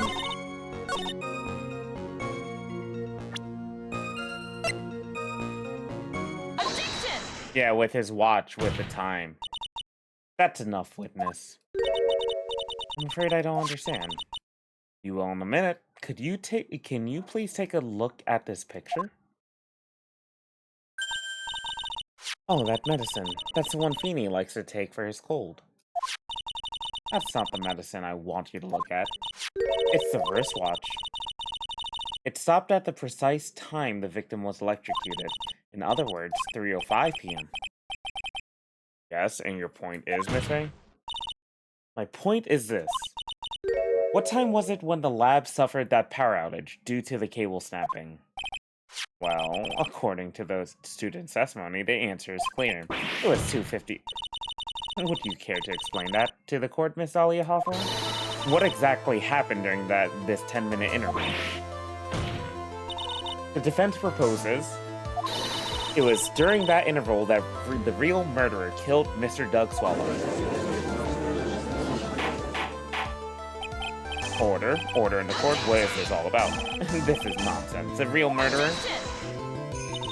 Even you can't deny that the timing between the cable breaking and electrocution are completely unaccounted for. And then who was it? Who else are you saying could have done it? Well, look at the witness. There's only one person who could have murdered Mr. Swallow, only after my client had left the scene. Was there a window of opportunity for the real killer? Miss Faye, is the defense ready to indict? Indict? Indict? Someone as a real killer? It's finally time. This is the moment I've been waiting for. Yes, Your Honor, we are ready. Very well, but remember, if you accuse the wrong person, you will be penalized. Oh, yeah. Makes sense. Think very carefully before you speak, Miss Faye. Now then, Miss Faye, let's have it. Who is a real killer?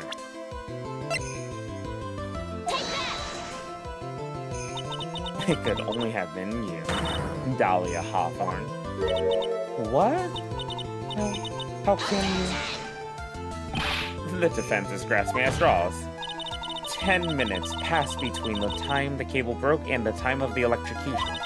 What exactly were you doing that whole time, Miss Hawthorne? Were you really listening to some music while cheering them both on as they fought?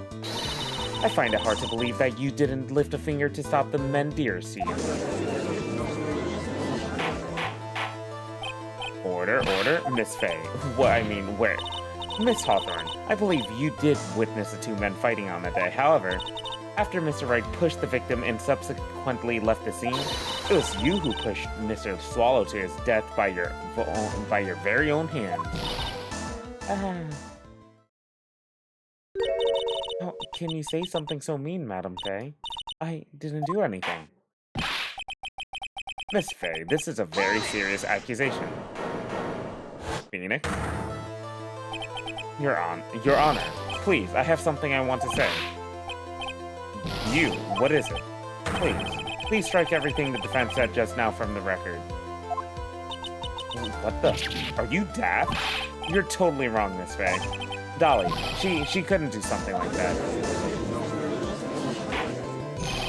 Mr. Wright, get back in your seat. Bailiff, grab that man.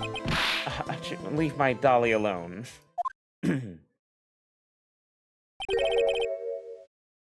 That boy, he's got himself way over his head. Oh, Mr. Grossberg, you're back. It seems I've arrived just in the nick of time. Nick, because Nicholas? Haha. I found the police report on that incident in your newspaper clipping. Thank you so much. This is exactly what I was hoping for. You'd better take a good look at it. It details how you came to lose your boyfriend. What? Now then, the defense has made a very serious accusation. Mr. Payne, what do you have to say about this? Well, Your Honor, that is May I interrupt you for just a moment, Mr. Prosecutor? Don't you worry, my dear. I have the situation well in hand.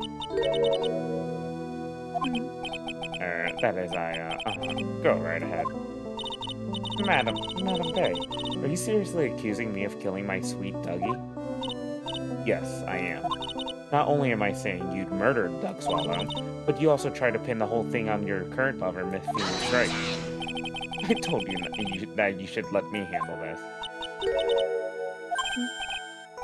Sorry, please go ahead. How can you say that? I'm absolutely devoted to my dear Phoenix. The notion that I would try to frame him is ludicrous. This is all just too much for poor little me to bear. I believe that girl is trying to ask what on earth her motive would be. The answer to that lies somewhere in this police report. It must.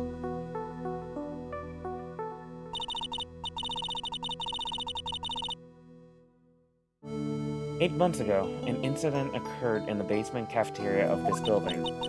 And then, that same day, the two of them accidentally meet.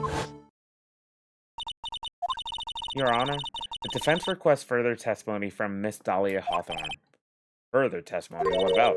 About the events of the day when she first met the defendant, About the events of the day when she first met the defendant, Mr. Phoenix Wright.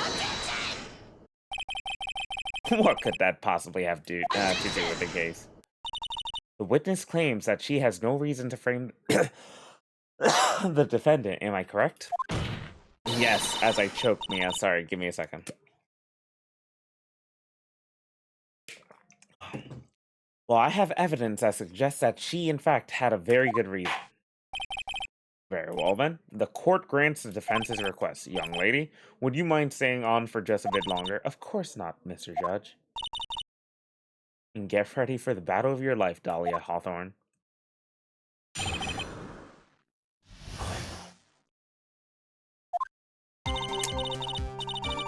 Ooh. Ooh.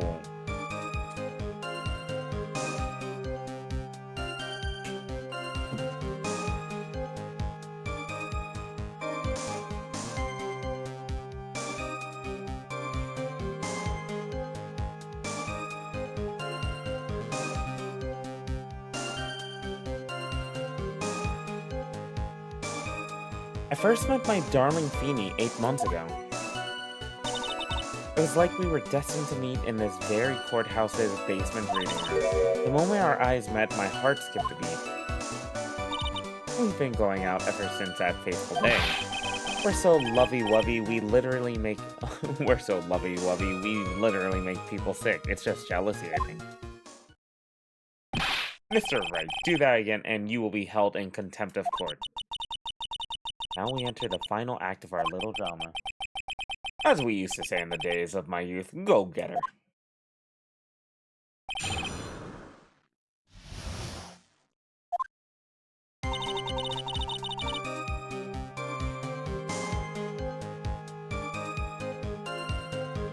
This song slaps. I like this song a lot.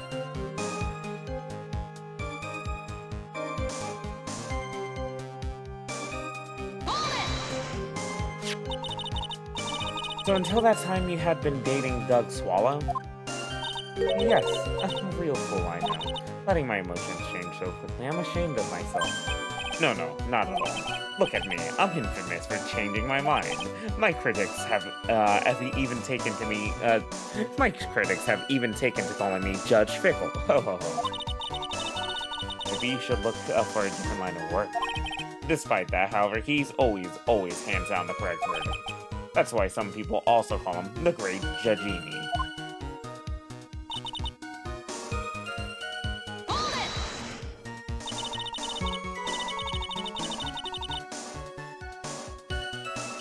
The courthouse reading room. That's a strange place to meet the love of your life. That's not true, Madam Pei. After all, Feeny was not only an art student, but he was also planning on becoming a lawyer. I'm not talking about him. I'm talking about you, Miss Hawthorne. What was a literature student like you doing in the courthouse reading? This line of questioning is a waste of time. It has nothing to do with our murder case. Miss Faye, I'm warning you. If this has nothing, Miss Faye, I'm warning you. If this has nothing to do with Mr. Swallow's case. I have to remember the judge is on Dahlia's side. I better tread carefully. Keep pressing. Your Honor, if you'll allow me some latitude, I think I can establish relevance. Please ask her to continue on with her testimony. Very well, young lady. I've got a simple question for you. What were you doing downstairs in the courthouse reading room? If it pleases Your Honor, the answer is simply this. I'd come to this courthouse to do some research for a paper I was writing. You were writing a paper? On what? On the relationship between modern senryu, poetry, and the criminal underworld. Oh, that sounds like a fascinating research idea. Am I getting old? Now I've even forgotten. Am I getting old? Now I've even forgotten what I've forgotten. Again with that midlife crisis stuff. You know, why did that girl really come to the courthouse? Isn't that what you wanted to know? And speaking of forgetting things, you haven't forgotten the police report, have you? I went through a lot of trouble to get that, my dear, so be sure to read it carefully.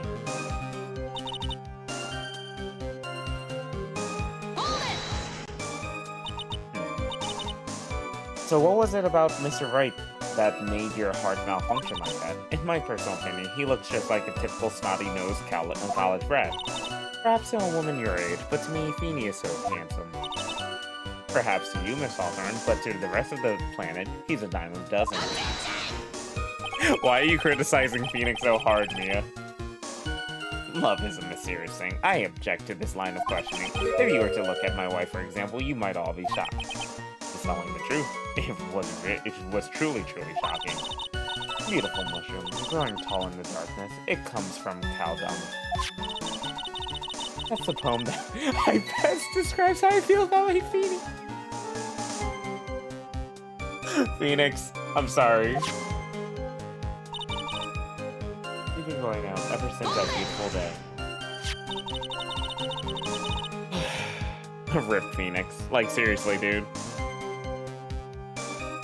Were there any bad feelings between you and Mr. Swallow? No, none at all. We parted on very good terms, but that can't be. Our investigation also shows that it was a clean breakup. Well, are you sure? Yes, it seems they both wanted it that way. So the victim wanted to break up with her? So you're saying that Mr. Swallow also wanted to break up with you? Well, you see... What a cruel thing to ask a lovely young lady like this. By the way, I have never once considered leaving my wife. No one cares, Mr. Payne. He didn't deny it. That must mean Doug Swallow must have seen through her little act. But he must have gotten a glimpse of her true nature. Listen to me, Mia. That woman has a judge in the palm of her hand, you see. So the only way to discredit her is to find a contradiction in her testimony.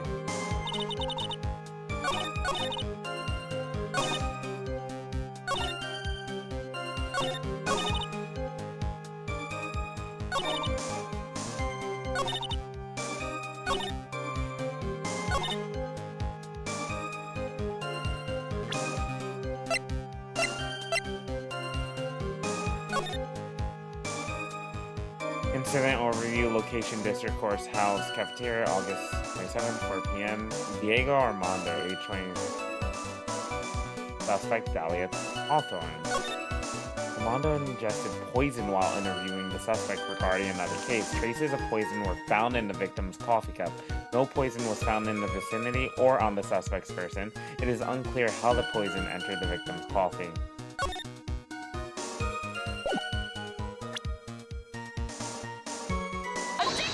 Oh, you seem to have poisoned somebody, Miss Hawthorne. You weren't here because of your research paper, were you? Didn't you actually come here for a much more important reason? What is the meaning of that cocky smile on your face, Miss Fay? 8 months ago, right here in this very courthouse, there was another tragedy. Another tragedy? Do you mean the incident in which an attorney was poisoned? The name of the suspect in that incident is listed here in this report, and the name is Dahlia Hawthorne. What? Dahlia Hawthorne? Yes. The sweetie pie of everyone's eye, Miss Dahlia Hawthorne. She was the prime suspect in a criminal case just 8 months ago. Order, order, order. This is unbelievable. It's true now. Miss Fay, that's not fair. You can't slander my witness with an unrelated case.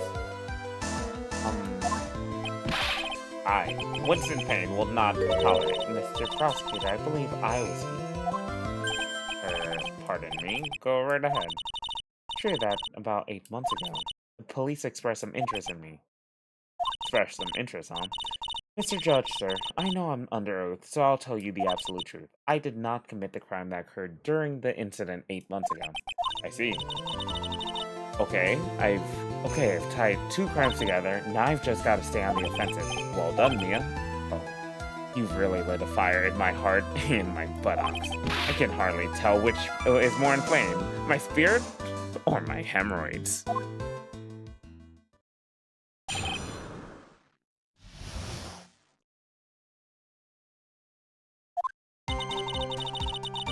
I met the lawyer who was poisoned to discuss something in the cafeteria that day. I left my seat for just a moment, and that's when it happened. From what I heard, it was a liquid poison that is lethal at just 2 teaspoons. Not only that, I heard it was a very special kind of poison. So you see, I'm innocent. I wouldn't even know where to get a poison like that. But yet, you knew it was 2 teaspoons. If you were playing Grossberg, your tries counters would be a hemorrhoid counter. You are right, noob. You are right.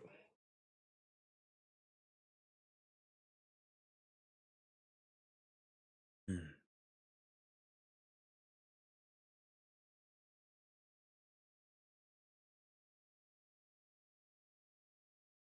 Oh my god. Okay. So this is what happened here 8 months ago. However, as you've heard from the witness's testimony, she had nothing to do with it. I think the defense is just about out of tricks. I'm terribly sorry, Mr. Payne. But I'm afraid the defense has many more tricks up its sleeve today, and I'll be sure to show them to you before the end of this cross-examination. Ah! What the? Why does the defense suddenly feel stronger? Ah, Mia, you're glowing with a true lawyer's aura, my dear. That proud posture and self-confidence, absolutely smashing.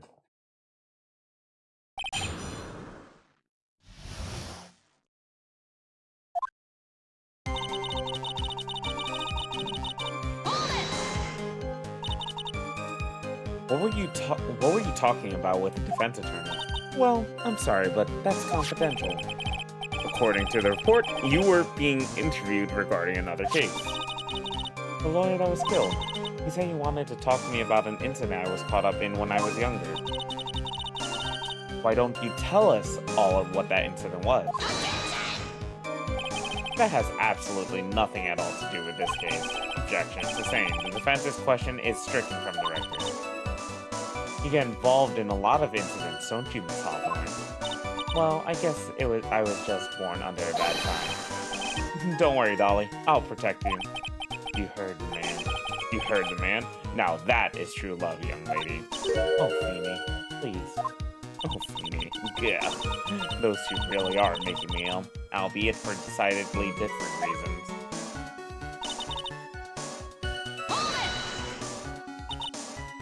How long were you gone?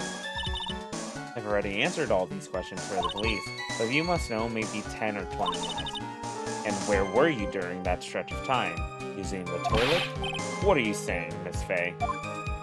Toilet? My perfect little Dolly doesn't poop. You heard the defendant, Miss Faye. Better look next time. Oh, please. The police have already looked into this whole matter. The line of questioning is nothing but a waste of the court's time. Objection sustained. Miss Hawthorne, please continue with your testimony.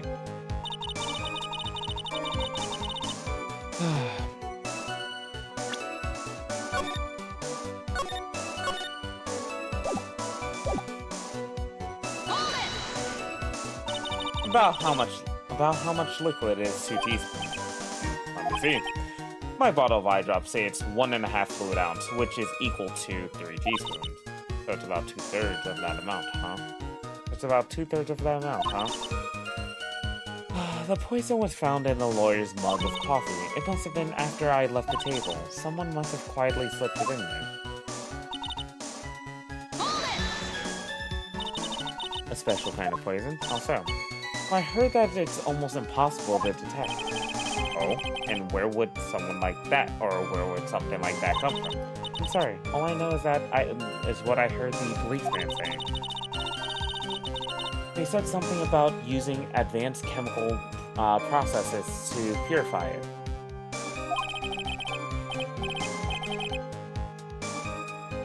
Chemical processes? Well, that's quite impressive, most impressive. The better question is, how did the criminal get something like that?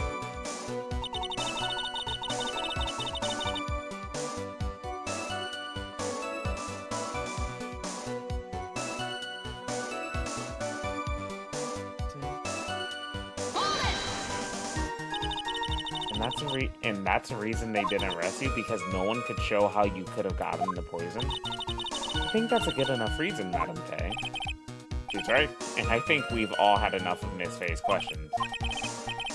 So in essence, the main reason Miss Hawthorne was never arrested for this crime was because no one could show how she could have gotten the poison. And all we have to do is find a way to establish how she could have gotten some, right?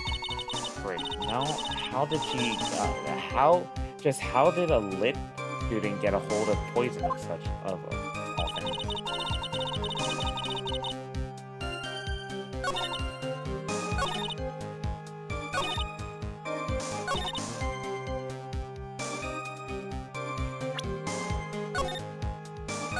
Isn't there some in the lab?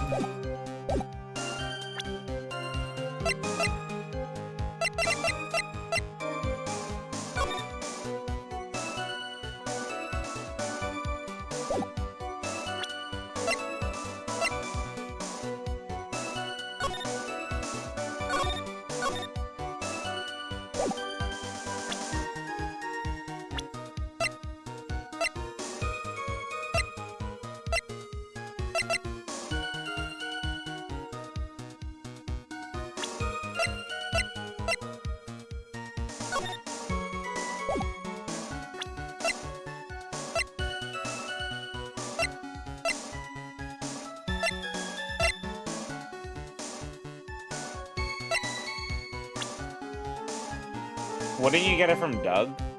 Because Doug swallows? Addiction! You wouldn't know how to get that kind of poison. I don't believe you. What? In fact, you had easy access to that kind of poison, didn't you? At your boyfriend's lab. Boyfriend? You mean the victim? Doug Swallow? That's right. Up until 8 months ago, Miss Hawthorne was dating Mr. Swallow. And if you recall, Mr. Swallow was a pharmacology student at Ivy University. Pharmacology? His laboratory contained highly advanced chemistry equipment. In fact, without such equipment, the culprit could never have obtained such a rare and special poison. Well, Miss Hawthorne, it seems you did have access to such a poison after all. And then, it was a matter of slipping it into the victim's coffee when he wasn't looking. The only person who could have done that was the one sitting at his very table. You. No! Order, order, order. Could it be? That's nothing but a baseless accusation. May I say something, Madam Faye? What is it, Miss Hawthorne? The amount of poison in the coffee was 2 teaspoons, correct? In order to carry that much liquid, you would need some sort of container. Well, yes, that's true. I was searched immediately after the incident took place. Quite true. In fact, the entire courthouse was turned upside down. But they didn't find a suspicious container anywhere, did they? She's right. They even mentioned that in the report. Well, you could have easily gotten rid of something that small. Excuse me, madam, but this is a court of law. If you're saying I threw the poison container away, I think you need to show some kind of proof. Proof? You've got me good without. Provide some evidence or I'll have to disallow this line of questioning, Miss Faye. Unless we can come up with some evidence, we're going to lose this lead. The police conducted a full-body search of Dahlia and the entire courthouse, and yet the container holding the poison disappeared right after the crime occurred. You're going to accuse the young lady of committing the murder? Then where is a container the poison was carried in? What happened to it? Huh. A small bottle. A necklace.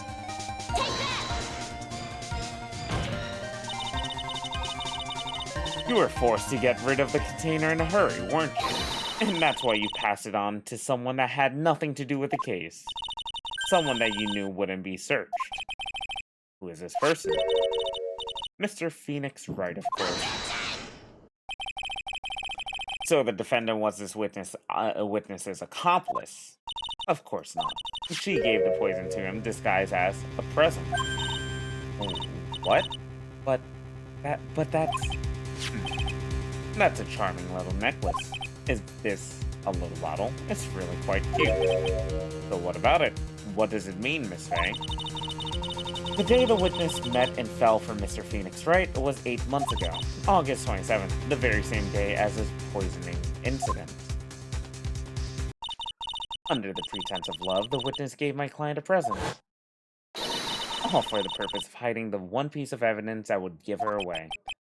What? Are you saying there's a deadly poison inside there? No, there's no longer any poison in that bottle. However, there is residue of the poison that's still within the bottle. However, I'm certain if the crime lab were to analyze it, they would find a trace amount. No! Easy case. Order in the court. Phoenix. On behalf of Dolly, I object. Mr. Wright, control yourself.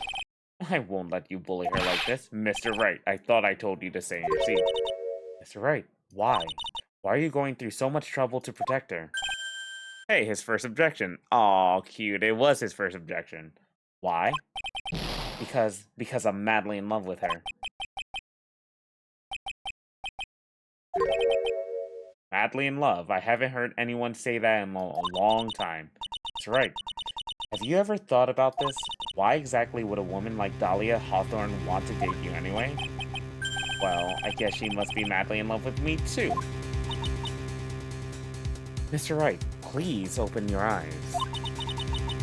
At this point in the trial, I think it should be obvious to everyone. The real reason that Dahlia Hawthorne is dating you is because of that necklace. Dahlia Hawthorne was not and is not madly in love with you. The only thing she's after is that bottle necklace you love to wear around your neck. Mr. Wright, please, you're such a dweeb. Can you stop being a dweeb and just, come to reality and realize you're such a loser that no one like Dahlia would ever want to date you? My necklace? Back there in the waiting room. You said it yourself. Yeah, she's so shy. Every time I see her, she's always saying the same thing to me. Please give it back now. What a strange girl. For Dahlia Hawthorne, that necklace is irrefutable evidence of her crime. That's why she absolutely had to get it back.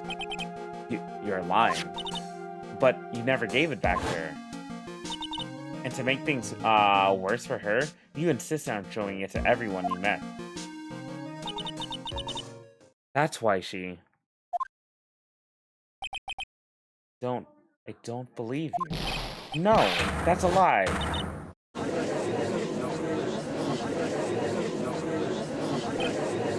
Mia, are you alright? The defendant, he's getting away. Bailiff, hurry, after him.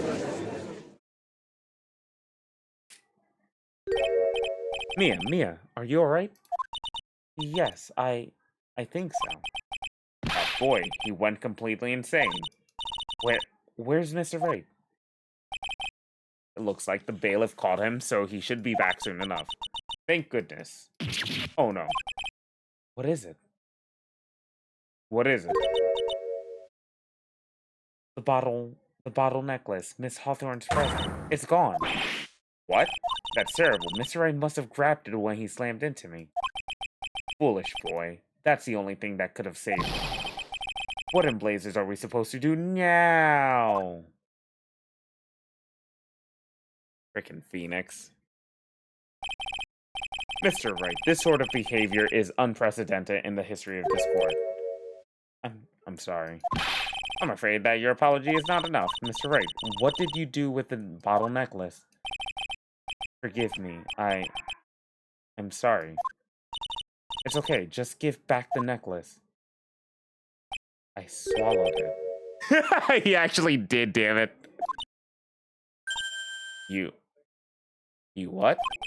You ate it? It was too big to swallow, so I had to chew it into little bits first, but yeah, Phoenix?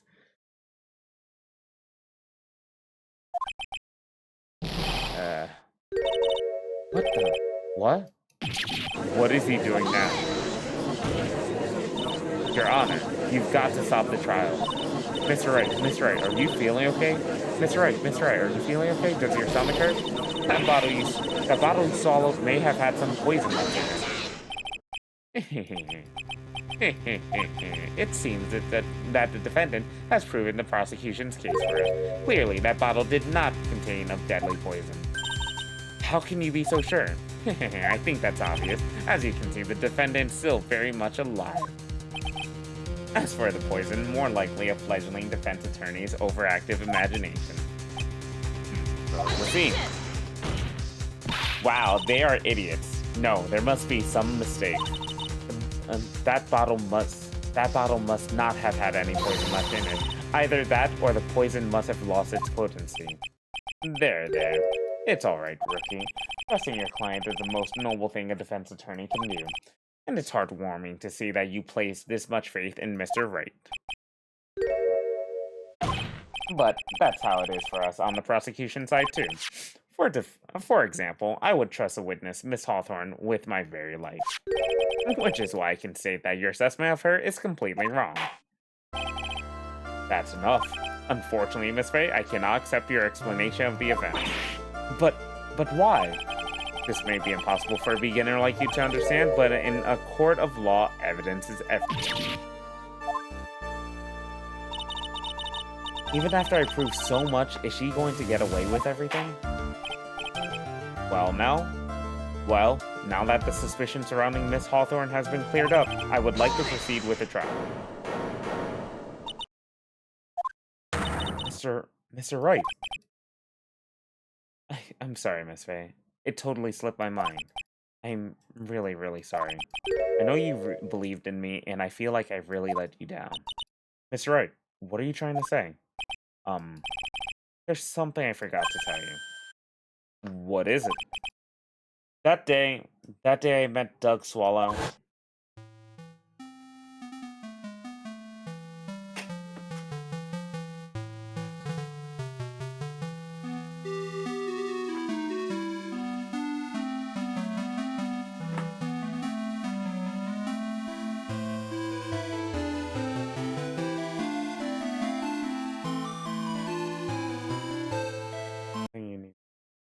Last night, someone stole some poison from our lab. Poison? The same thing happened 8 months ago. A drug sample was stolen. She came to the lab that time, too. It could have only been her. That girl is a thief. Stop it. Don't talk about her like that.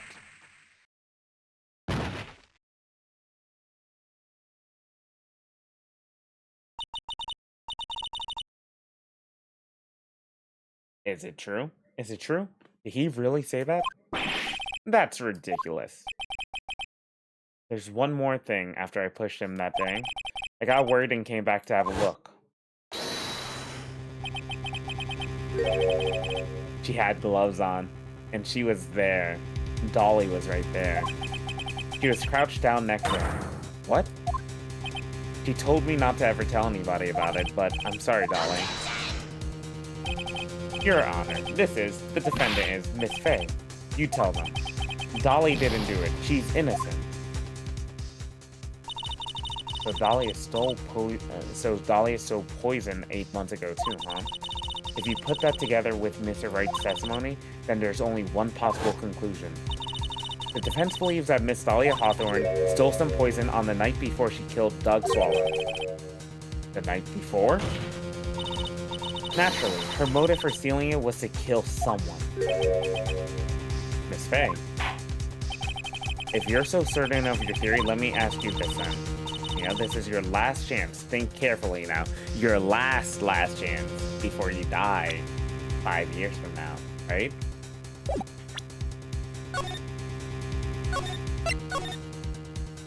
Your final last chance. There's something that she desperately wanted to get back. Therefore, exactly who was Dahlia Hawthorne planning to kill? I'm sorry, Phoenix.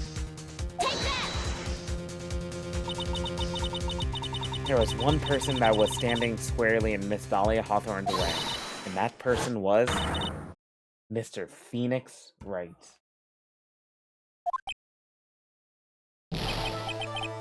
Me? That's preposterous. After all, it was Doug Swallow that was murdered.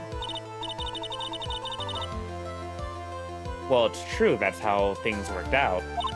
But let's remember that Mr. Swallow died of electrocution, not poison. The person that Miss Hawthorne was planning to poison was in fact you, Phoenix Wright. There's no one else that it could have been. But how can that be? I thought Mr. Wright and Miss Hawthorne were in love. Poor Mr. Wright. This must be killing him. Hang in there. I'll bring her to justice, I swear it. As I said before, the only thing Miss Hawthorne truly cared about was the one piece of evidence linking her to that incident 8 months ago. That's right, the bottle necklace. That's all she cared about. But even so, why would she go so far as to murder him? 8 months ago, just after the fall of that attorney in the basement cafeteria?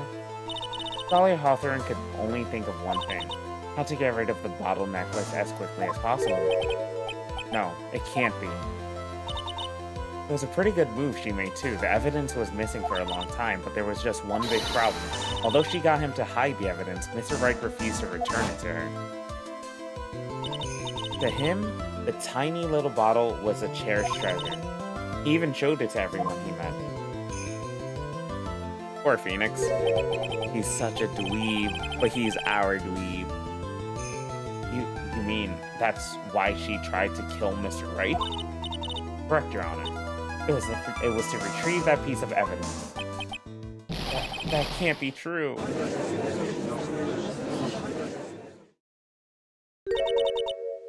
Jeannie, what a joke you are.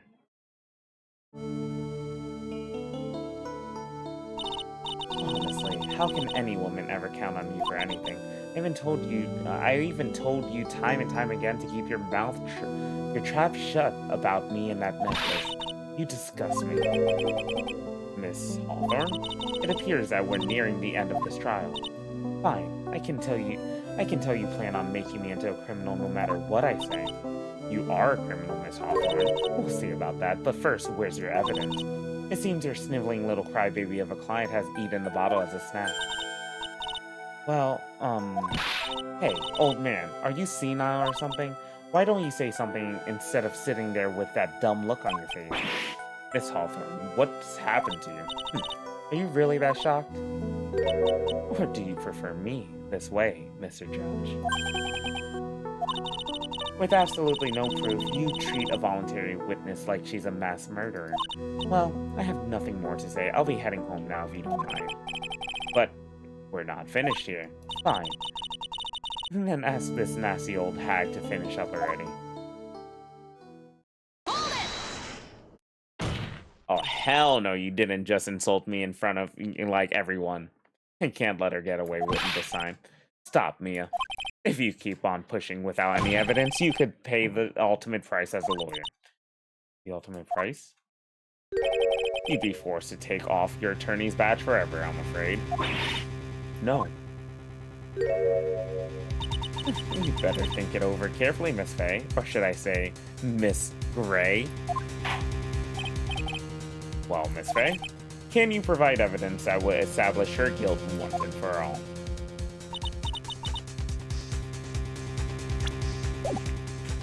Tutorial land, I must save.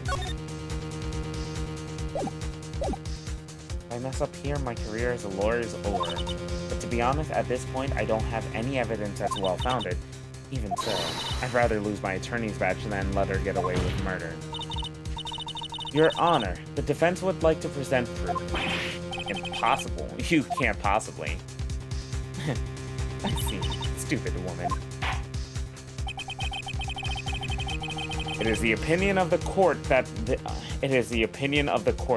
there has already been enough discussion. Therefore, I will allow only one piece of evidence to be presented. Just one? If you're unable to establish your guilt, then I'm afraid that a very harsh verdict will immediately be handed down on Mr. Wright. I understand, Your Honor. I can just imagine the headlines for tomorrow's newspaper. Up-and-coming lawyer plummets to earth before she gets a chance to soar. Final chance! She was planning to poison Mr. Wright. If that's the case, then the poison was probably in there. Well then, Miss Faye, please present your evidence. Show to the court irrefutable proof that Miss Hawthorne was planning to poison Mr. Wright. Yo, she hid it in his medicine. Take that! Because she knew he took it daily. Here it is, Your Honor. The evidence that will prove her guilt once and for all. Cold Killer X? Cold Killer X? Phoenix Wright's beloved cold medicine? Does our rookie defense attorney have a bit of a cold? If I did, I still wouldn't take this cold medicine. After all, it's been poisoned. What? Remember what the defendant said in his testimony? But I lost my... Yo, he got lucky!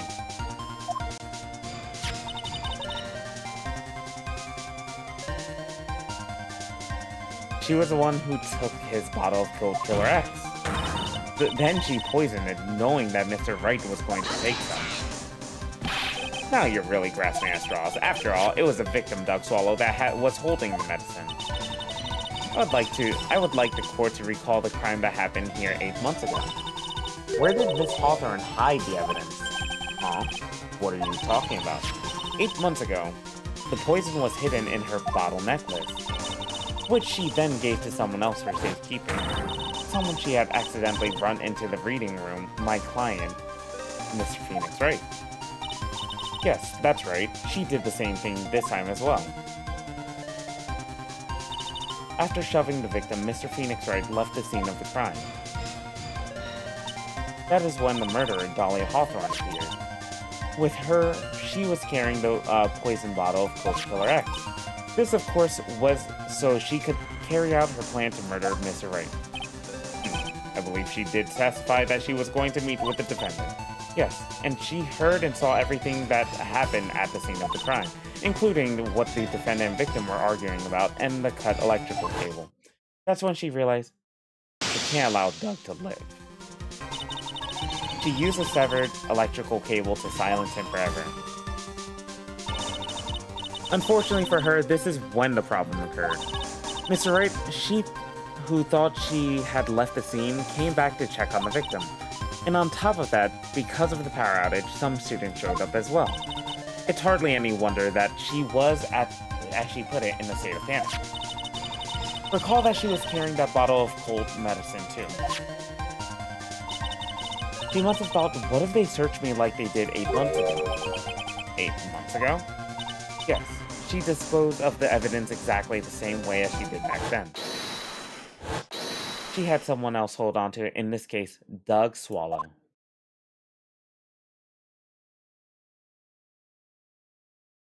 Dun dun dun.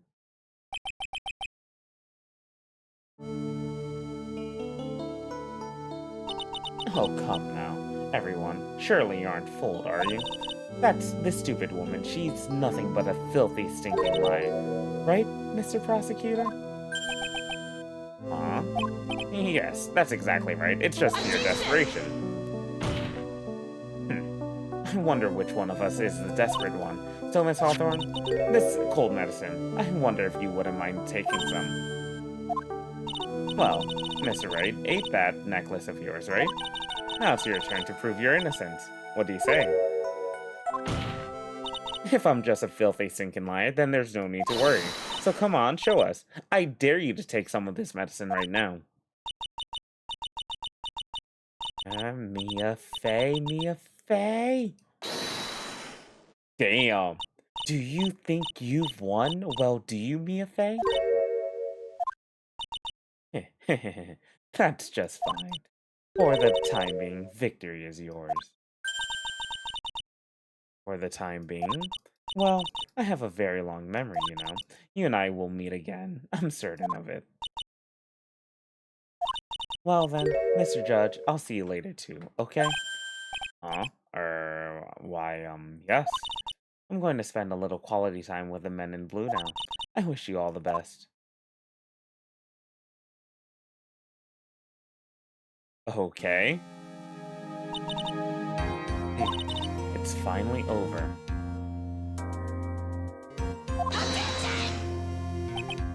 I refuse to accept this. The defense hasn't shown a scrap of evidence to support their outrageous claim.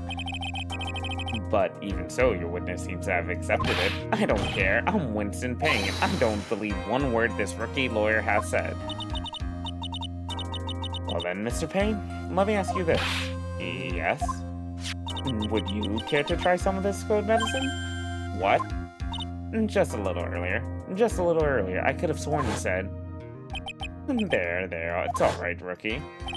For example, I would trust a witness, Miss Hawthorne, with my very life. So, if she's so trustworthy, then I'm sure that there couldn't possibly be any poison in here, right? Well, and here comes the backpedal. Come on now, rookie killer. Show this rookie how it's done. Show how much trust you really do have for this one.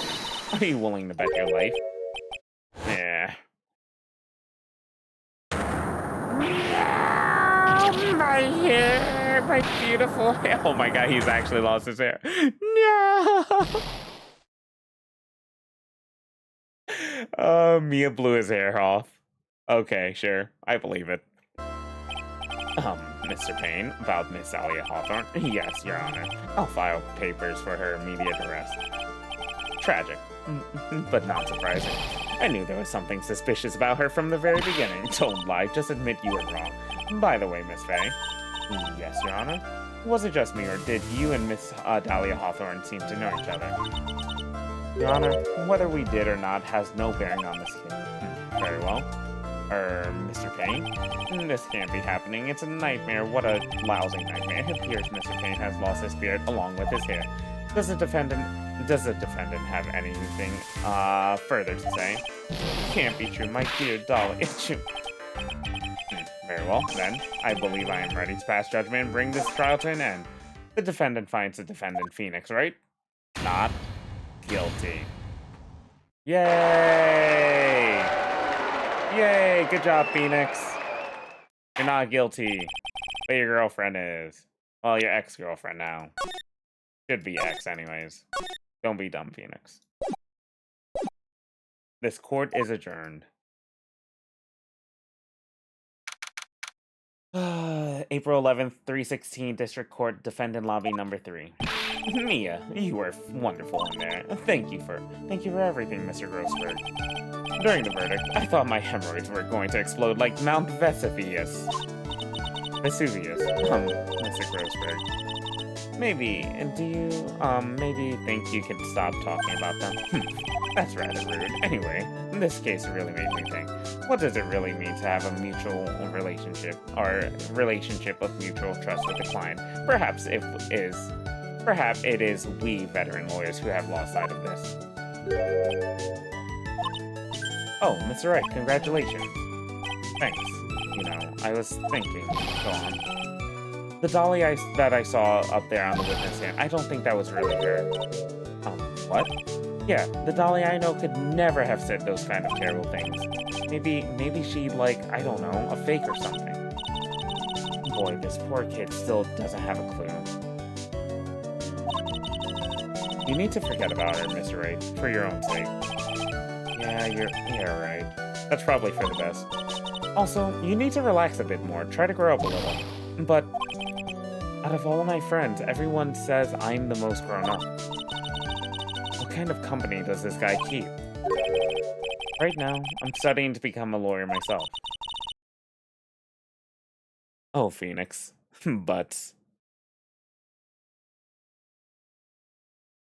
That's what you keep saying, but I thought you were in the art department. Well, yeah, I am, but there's a friend I desperately want to help, and if I hurry, then I should still be able to save him in time.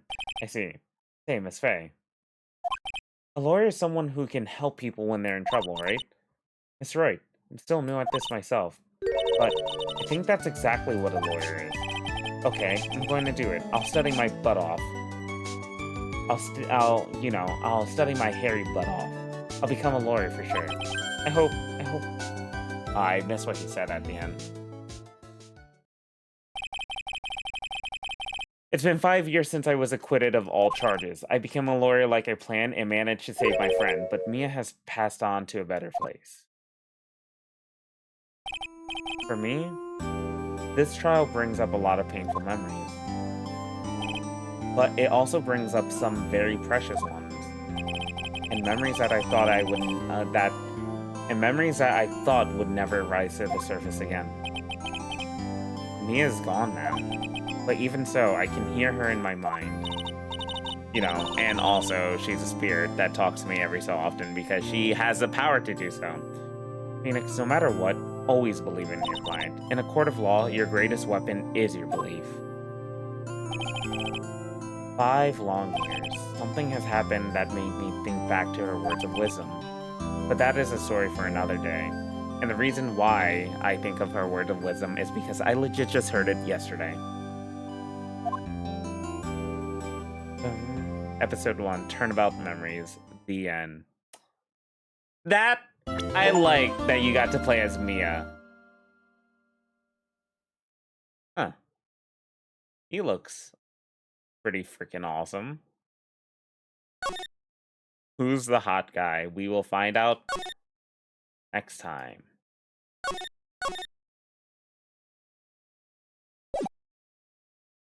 Now go grind SF6 ranked. I'm done for the day, dude. It's 1 p.m. Beep, beep, beep. Beep!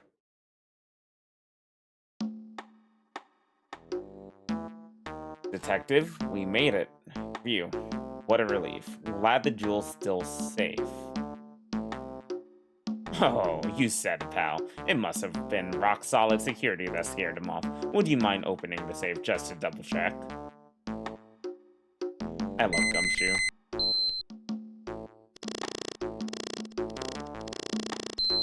Oh, cool.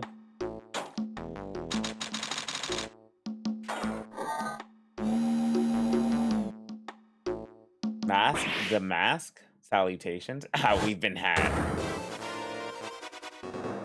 Out front. Guards, turn on the searchlight. Better luck next time, gentlemen. Ooh, we get to actually combat a thief. Excuse me, but I'm afraid I must be leaving now.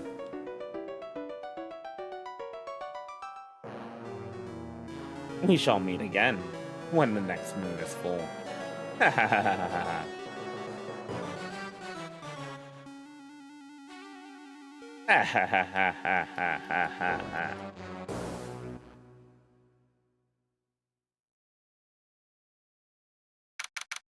October 11th, 324, Bright Inco. Who's the first?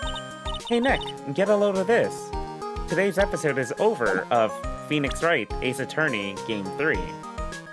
But you get to listen to our awesome theme song for a few moments before we leave to the title screen.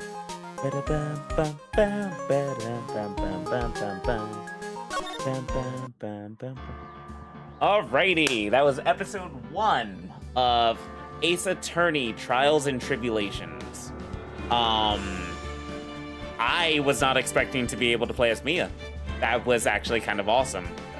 Doing a tutorial and just going to the past for that was really nice in comparison to making Phoenix have amnesia again, or trying to figure out how to play the game as Phoenix yet again.